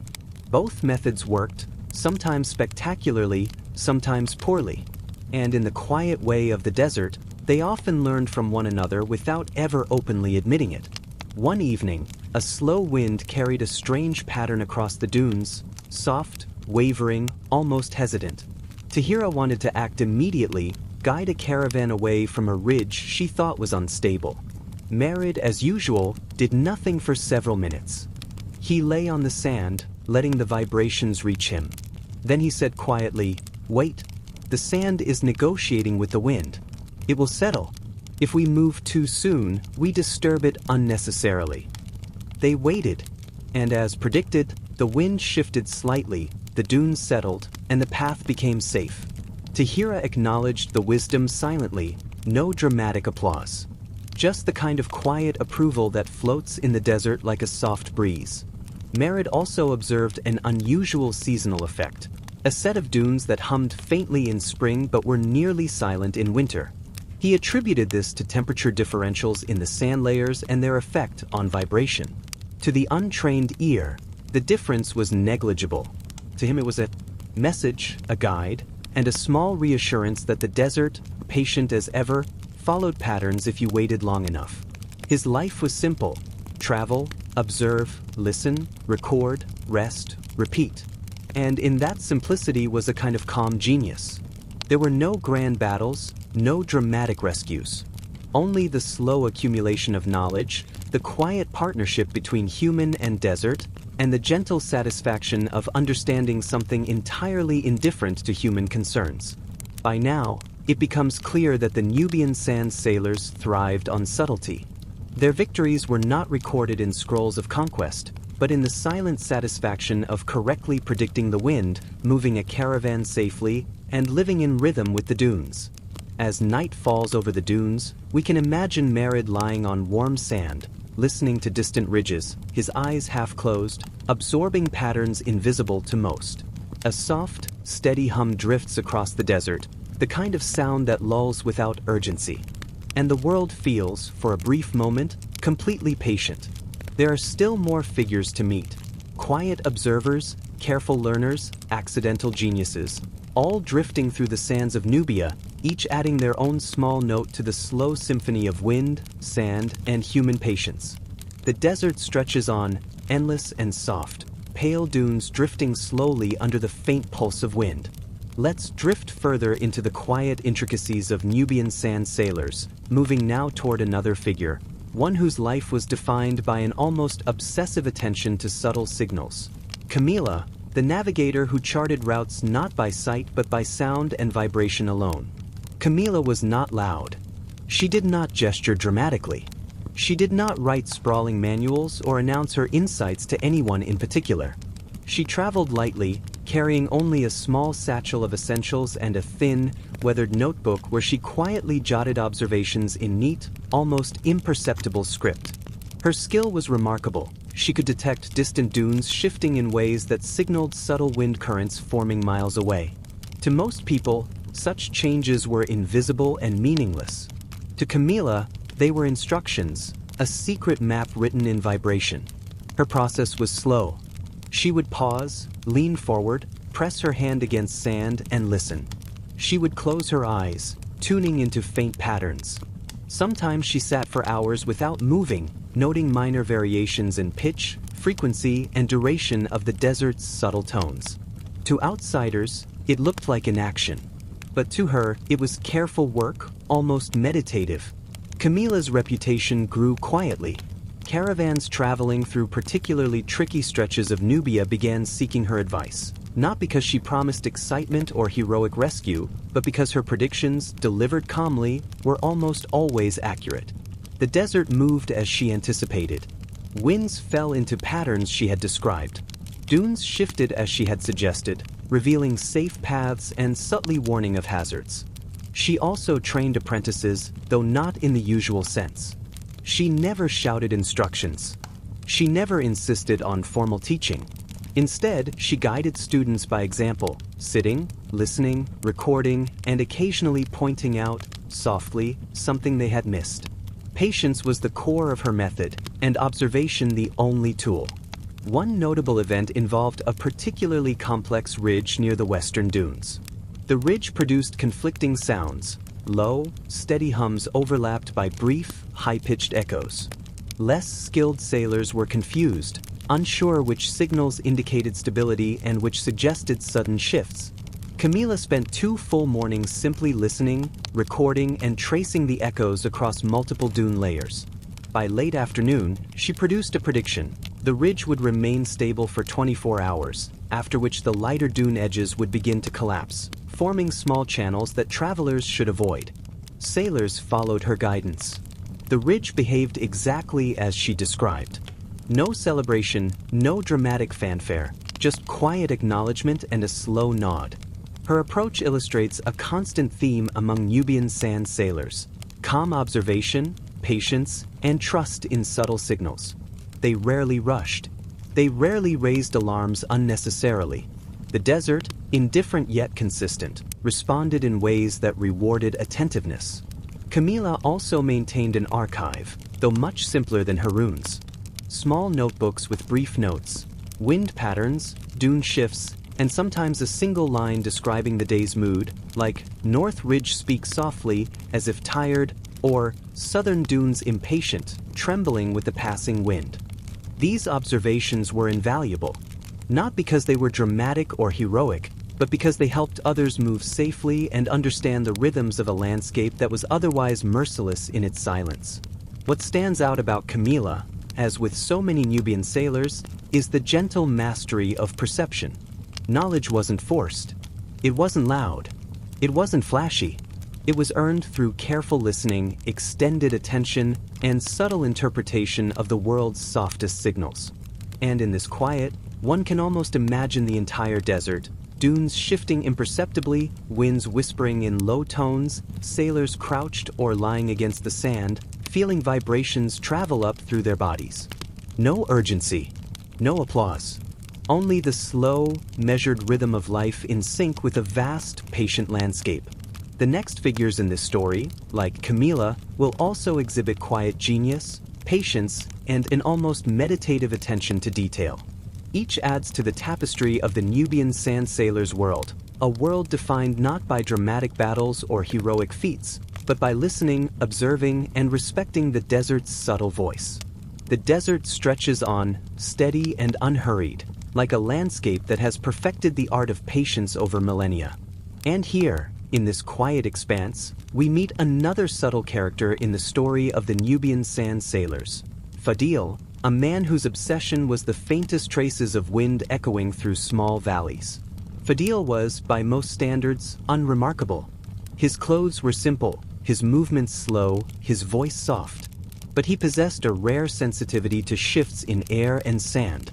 While other sailors listened for overt patterns, the hums of low dunes or the hissing of unsettled ridges, Fadil listened for nearly imperceptible vibrations, subtle tremors traveling along the desert skin.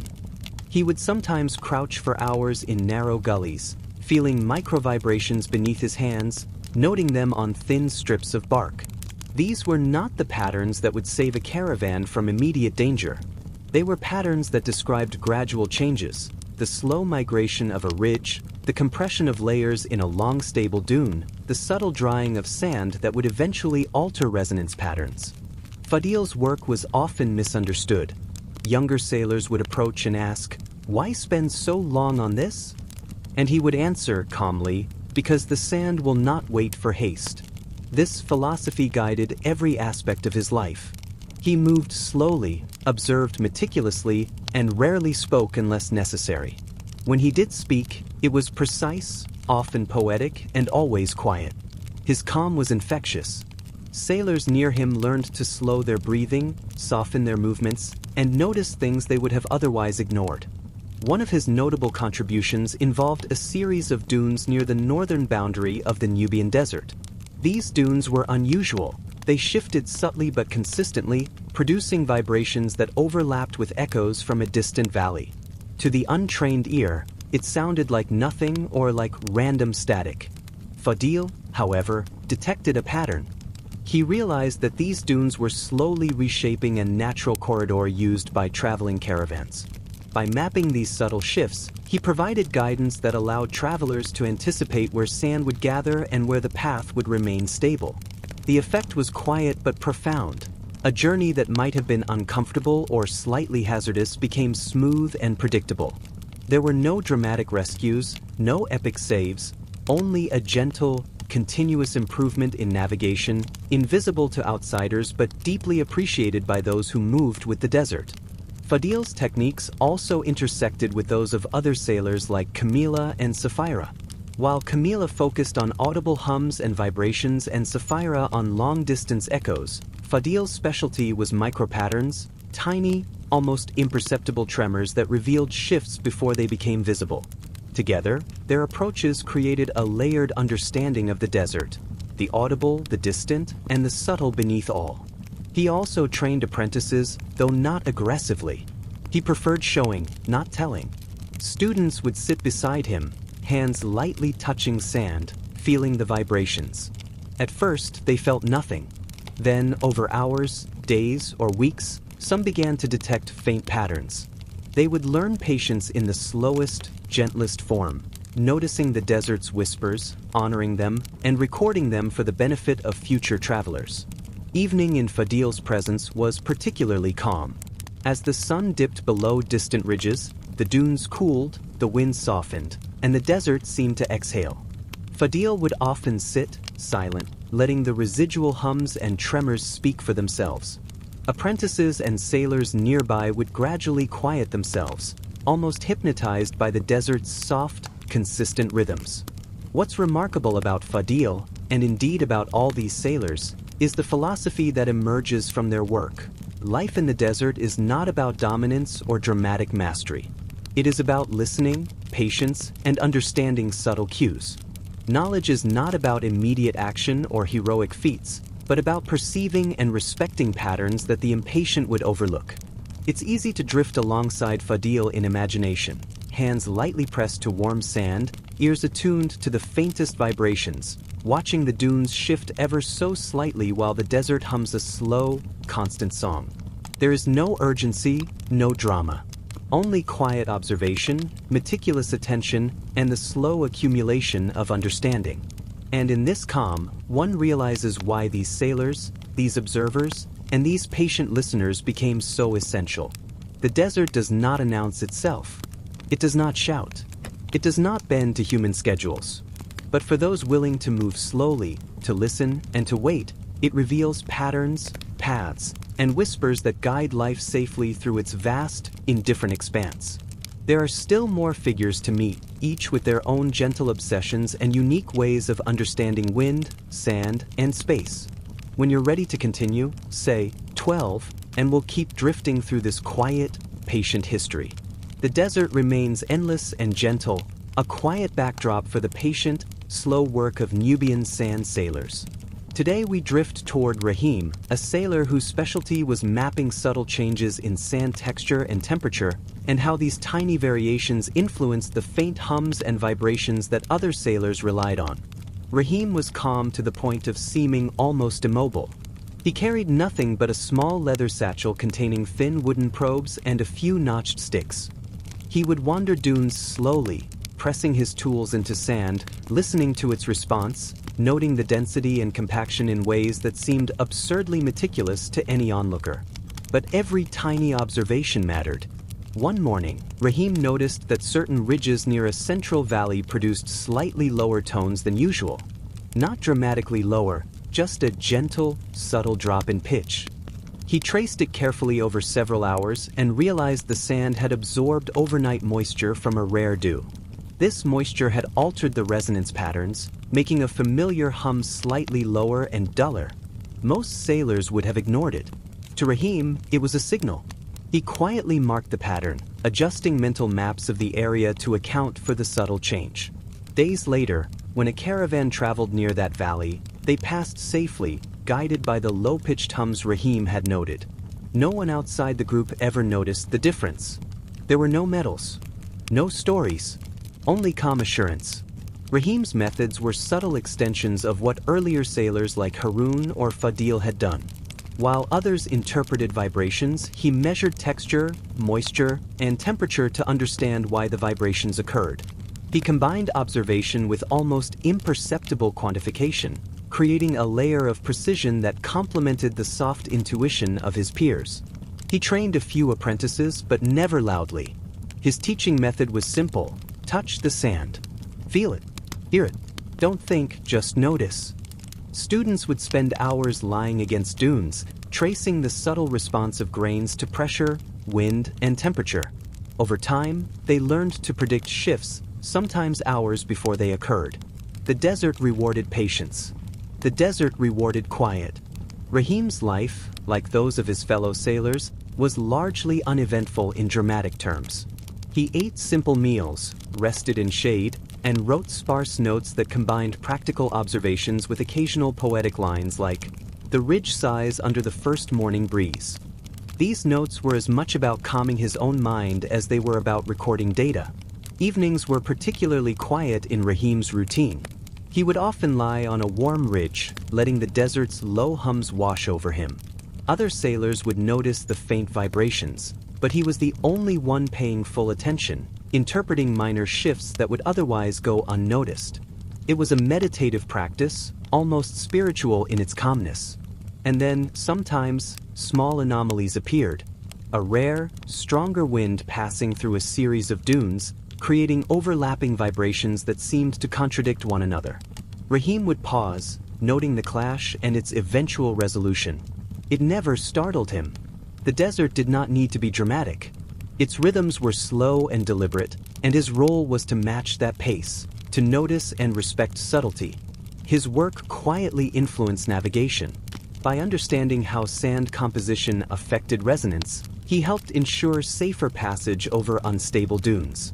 His apprentices carried forward this careful, patient approach, blending measurement and perception in a way that ensured survival in otherwise unpredictable terrain. And so Rahim's life is another example of the gentle, patient intelligence that characterized the Nubian sand sailors. There were no sudden crises, no heroic feats. Only careful observation, quiet reflection, and the ongoing dialogue between human and desert. As the sun sets over distant ridges, imagine Rahim resting on sand, the faint hums of the dunes rising and falling like a slow, deliberate lullaby. The desert stretches endlessly, indifferent yet full of subtle messages. And here, in this quiet companionship between sand and human patience, the world feels as soft and measured as the dunes themselves.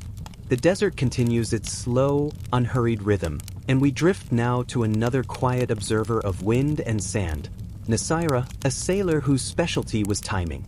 Not dramatic timing, no storms or raids, but the almost imperceptible rhythms of the desert, the subtle ebb and flow of sand shifts, the delayed response of dunes to wind, the way a ridge would take minutes, hours, or even days to settle after a gust. Nasira was deliberate in everything.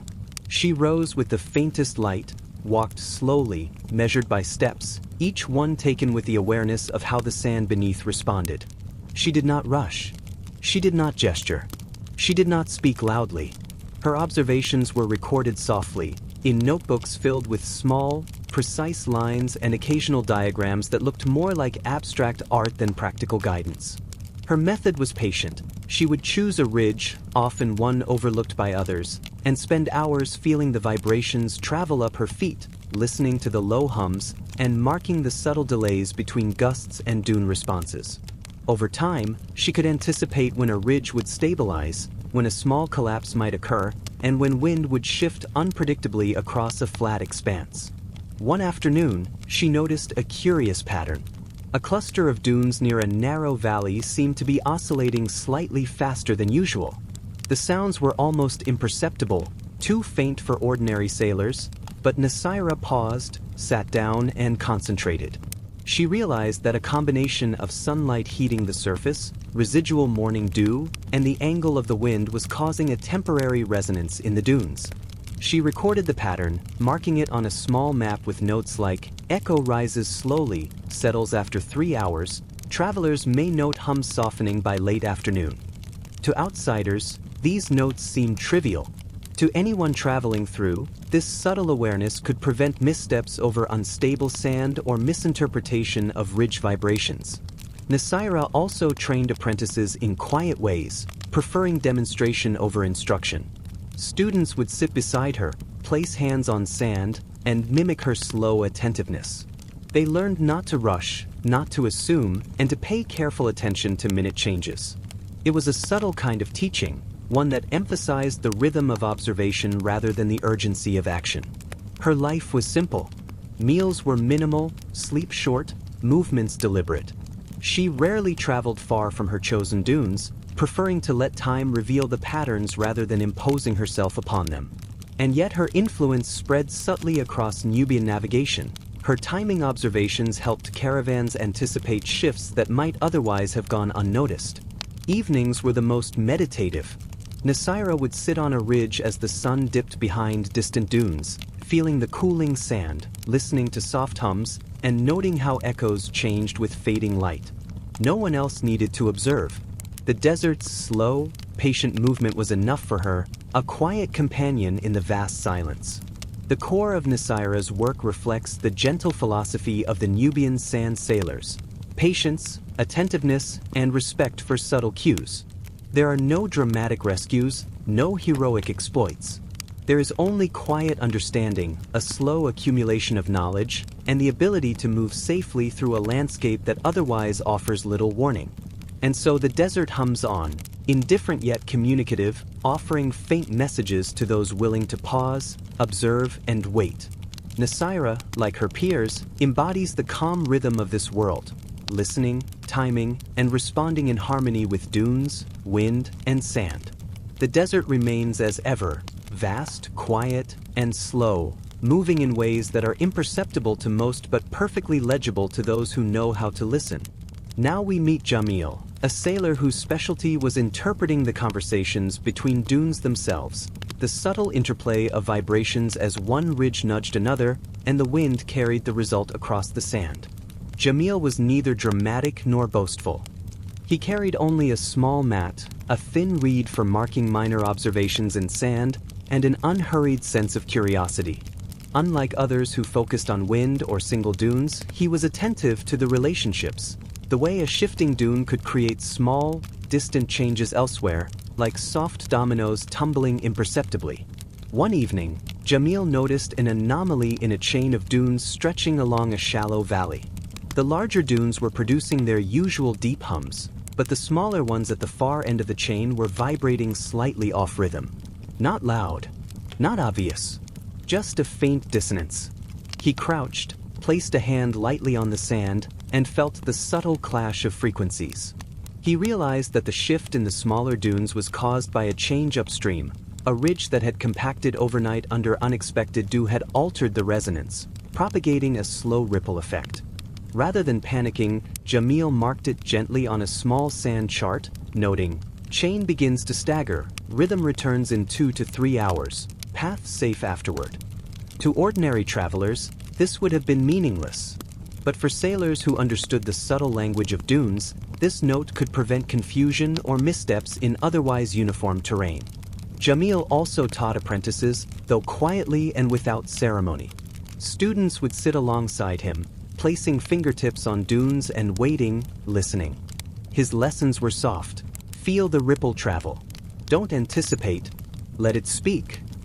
Over weeks, some began to feel the connections themselves, sensing how distant dunes informed each other and predicting how vibrations would evolve.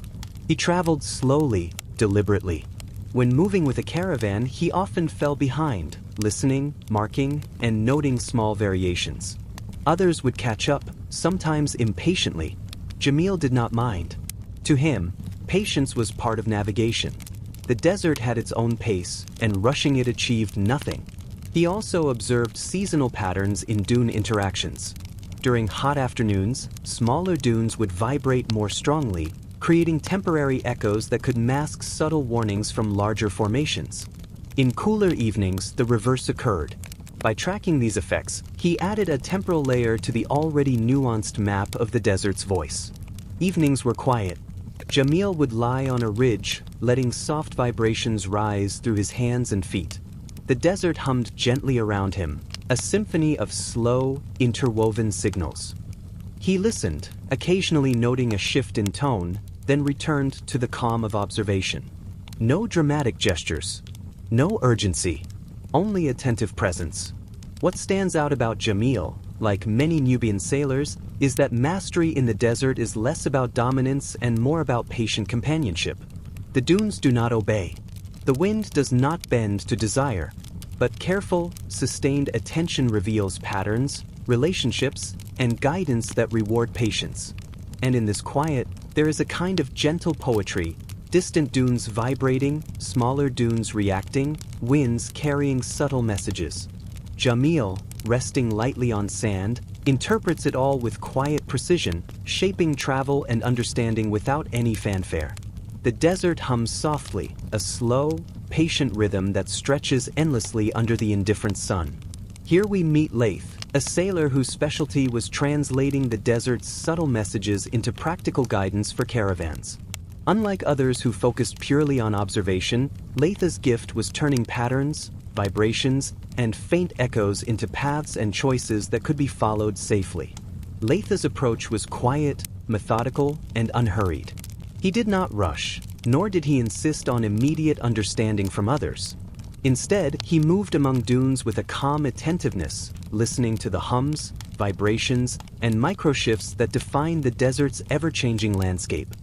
He would pause, study a ridge, tilt his head slightly, and make notes in a small notebook that seemed almost too sparse to outsiders. Yet every line contained careful interpretation, a distilled guide to a moment in time. His work involved blending the observations of others, like Camila's hums, Fadil's micro-vibrations, and Jamil's dune relationships, into a coherent map for travelers. The process was slow. He would sit beside a ridge, feel its subtle tremors, and imagine how the wind might carry them across the valley. He would adjust his route recommendations based on minute changes, often hours before a caravan set out. One morning, he noticed a series of dunes near a central pass behaving unusually. The larger dunes hummed as expected, but small ridges scattered in between were silent. Laith crouched, pressed a hand to the sand, and listened carefully.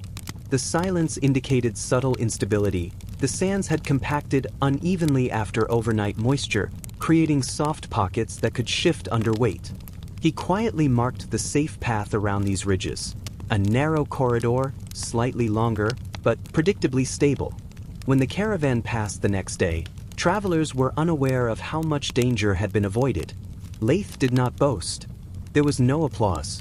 The desert simply hummed, and he had interpreted it correctly.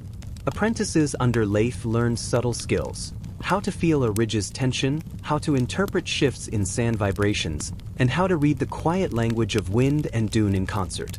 Training was never rushed. Lessons were delivered softly, often by example, and students would practice by moving slowly across dunes, feeling every microshift, listening to every subtle hum. Evening was Laith's favorite time. The heat softened, winds settled, and the desert exhaled. He would walk slowly along familiar ridges, sometimes carrying his notebook, sometimes simply feeling vibrations beneath his feet. The desert spoke in patterns, low hums, faint echoes, and shifting micro-vibrations. Laith translated them, silently, into guidance and understanding. He also observed seasonal effects. During dry periods, dunes would resonate more sharply. During rare wet periods, vibrations dampened, echoes softened. He adjusted his recommendations accordingly, always maintaining patience and calm. To him, mastery was never about control. It was about understanding, interpretation, and respectful coexistence with a landscape that operated on its own slow, measured time. Laith's work illustrates the collaborative nature of the Nubian sand sailors.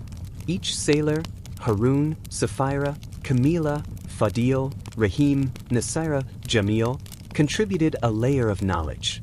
Laith's role was to weave these layers into usable guidance, a quiet act of translation that ensured the wisdom of the desert was applied in practical ways without losing subtlety.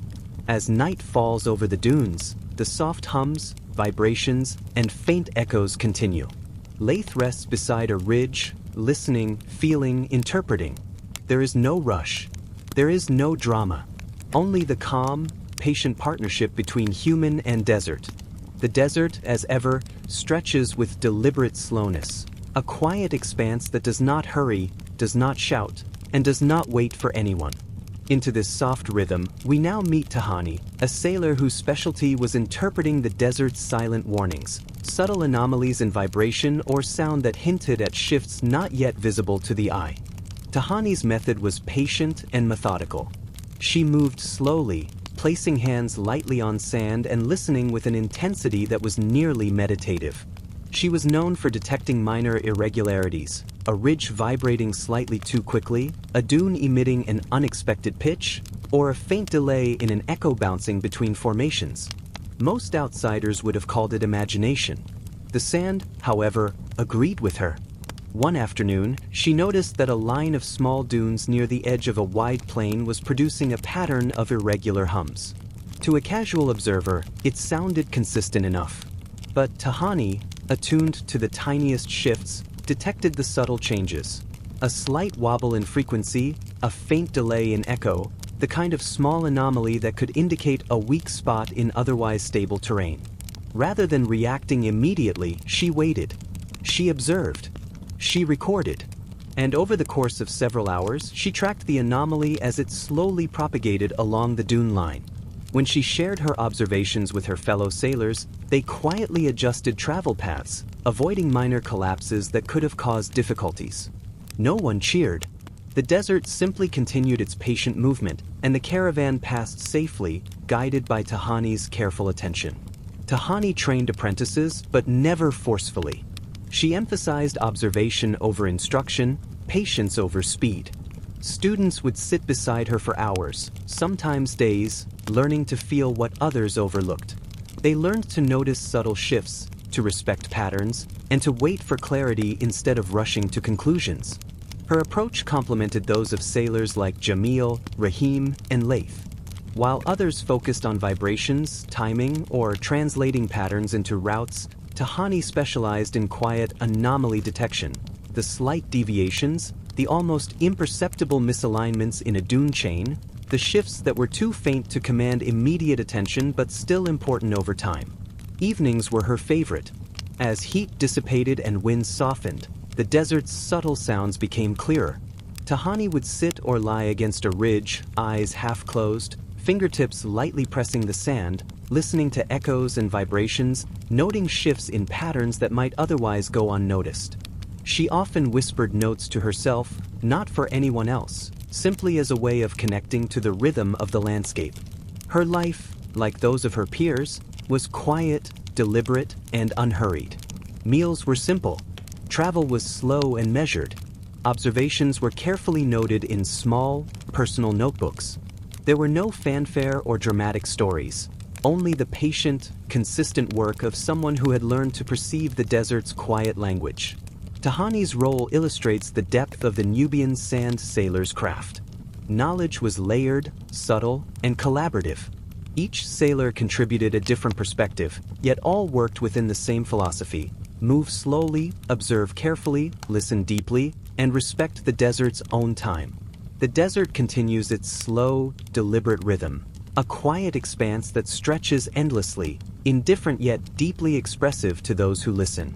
Now we turn to Rashid, a sailor whose specialty was subtle pattern recognition, the kind of observation that took months, even years, to fully comprehend, yet yielded insights that ensured travelers moved safely through seemingly uniform terrain.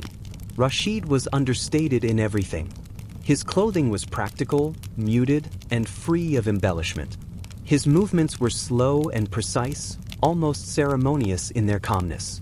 Unlike sailors who focused on single dunes or discrete vibrations, Rashid observed entire stretches of desert at once, noticing patterns that linked ridges, valleys, and wind currents across miles. To most outsiders, it appeared as if he wandered aimlessly, stopping occasionally to press a hand to sand or tilt his head slightly. To him, every motion was attentive observation.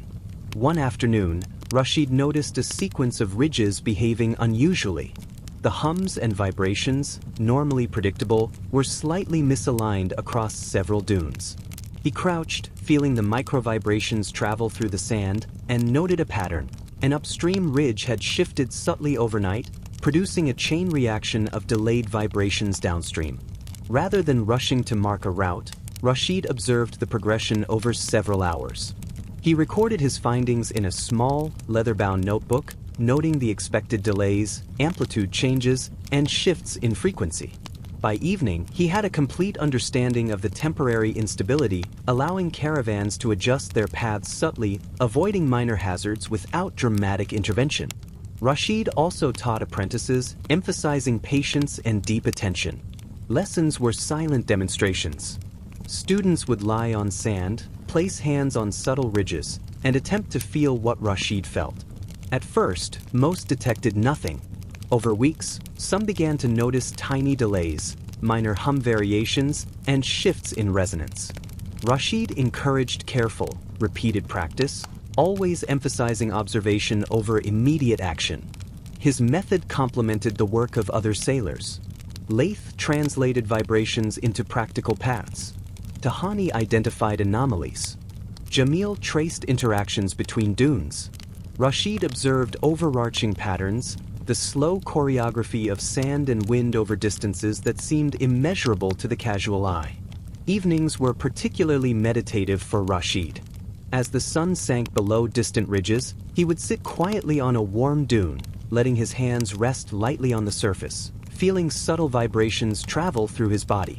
The desert spoke in slow, overlapping rhythms, soft hums, fading echoes, and micro-vibrations that only a patient observer could perceive. Rashid absorbed them all, internalizing patterns that would guide travelers in the days to come. His life, like those of his peers, was unremarkable in dramatic terms but remarkable in depth. Meals were simple. Sleep was brief and functional. Observations were carefully recorded. Movement was slow, deliberate, and synchronized with the desert's natural rhythms. Rashid's work highlights a key theme in the story of Nubian sand sailors. Mastery is not about dominance, heroic feats, or dramatic intervention.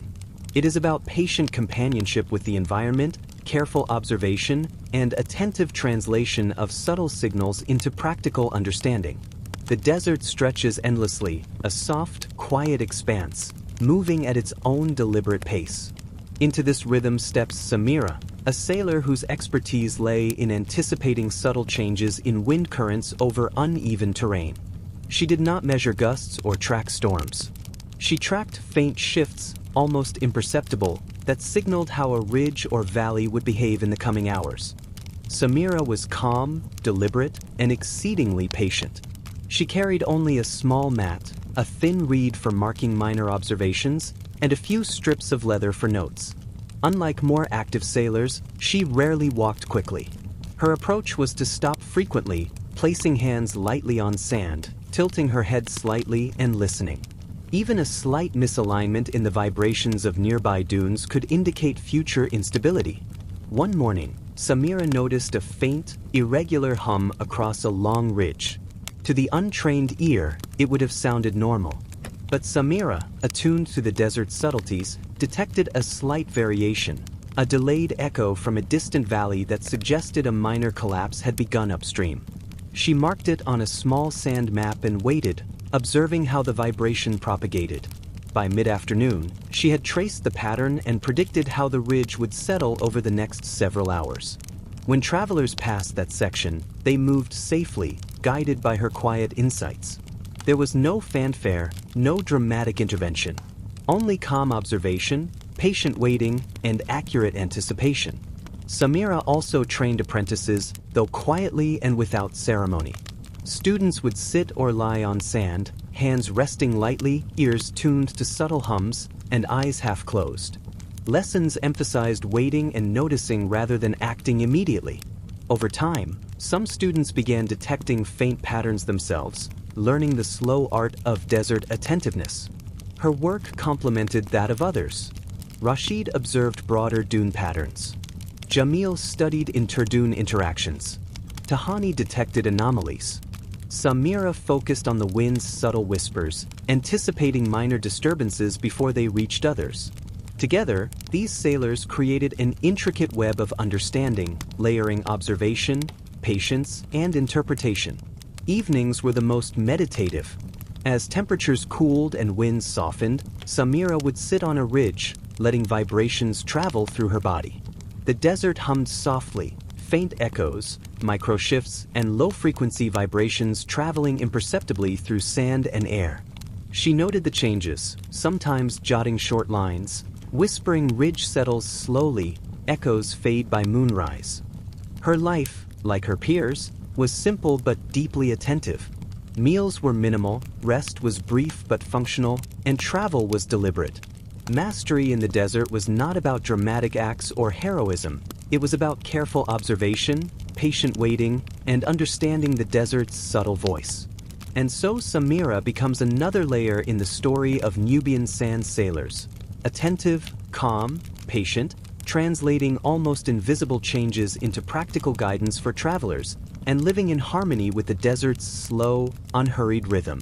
The desert stretches endlessly, pale and quiet, holding centuries of wind, sand, and subtle patterns within its folds. Into this rhythm moves Hakim, a sailor whose specialty was monitoring the interaction between sand layers and shifting air currents, a subtle skill, almost imperceptible to the untrained eye or ear. Hakim's approach was unhurried. He traveled slowly, barefoot when possible, letting the warmth of the sand pass through his soles and into his awareness. His observations were gentle, subtle, almost meditative. He listened not only with his ears but with his body, the soft vibrations traveling through the dunes, the faint hum of compressed sand, and the almost silent movements of wind along low ridges. One morning, he noticed a faint delay in vibrations along a long ridge. To most sailors, nothing seemed unusual. To Hakim, the delay indicated that a thin layer of damp sand had formed beneath the surface, likely from overnight condensation. The ridge appeared stable, but the micro-vibrations revealed a hidden softness that could affect weight distribution for travelers and pack animals. He marked a subtle path along the ridge, guiding caravans to safer ground without alarming them. To outsiders, it appeared that nothing had happened. In reality, Hakim's observation prevented a series of minor slips and shifts that could have caused discomfort or minor delays. No one celebrated. The desert simply hummed, and Hakim continued walking slowly, attentive and calm. Hakim also taught a small group of apprentices. They would crouch beside him on warm ridges, hands lightly pressing sand, listening to faint hums, and feeling the transmission of subtle vibrations. His instruction emphasized patience and attentiveness. Do not expect answers quickly. Let the sand speak slowly and you will hear. Over time, some students learned to anticipate shifts, responding gently and without haste. His observations complemented those of other sailors. Samira focused on the wind's subtle movements. Rashid observed large-scale patterns. Jamil traced interdune interactions. Tahani detected anomalies. Hakim added the final, almost invisible layer, the micro-interplay of sand layers and air currents, a whisper beneath the whisper, completing the intricate web of understanding necessary for safe desert navigation. Evenings were his preferred time. As the sun set and the dunes cooled, Hakim would sit quietly, feeling vibrations through his body, noting the subtle interactions of wind and sand. He often wrote brief, careful notes. Ridge hums low, damp layer beneath softens by moonrise. These notes were not for fame or recognition. They were quiet communication with the desert itself. Hakim's life, like those of his peers, was simple, methodical, and deeply respectful of the desert's pace. Meals were modest, rest was functional, and travel was deliberate. Mastery was never about spectacle or heroism. It was about sustained attention, gentle observation, and understanding subtle, imperceptible patterns. And so Hakim becomes another quiet presence in the long, meditative story of Nubian sand sailors. Attentive, calm, patient, and intimately connected to the slow, measured rhythms of wind, sand, and time.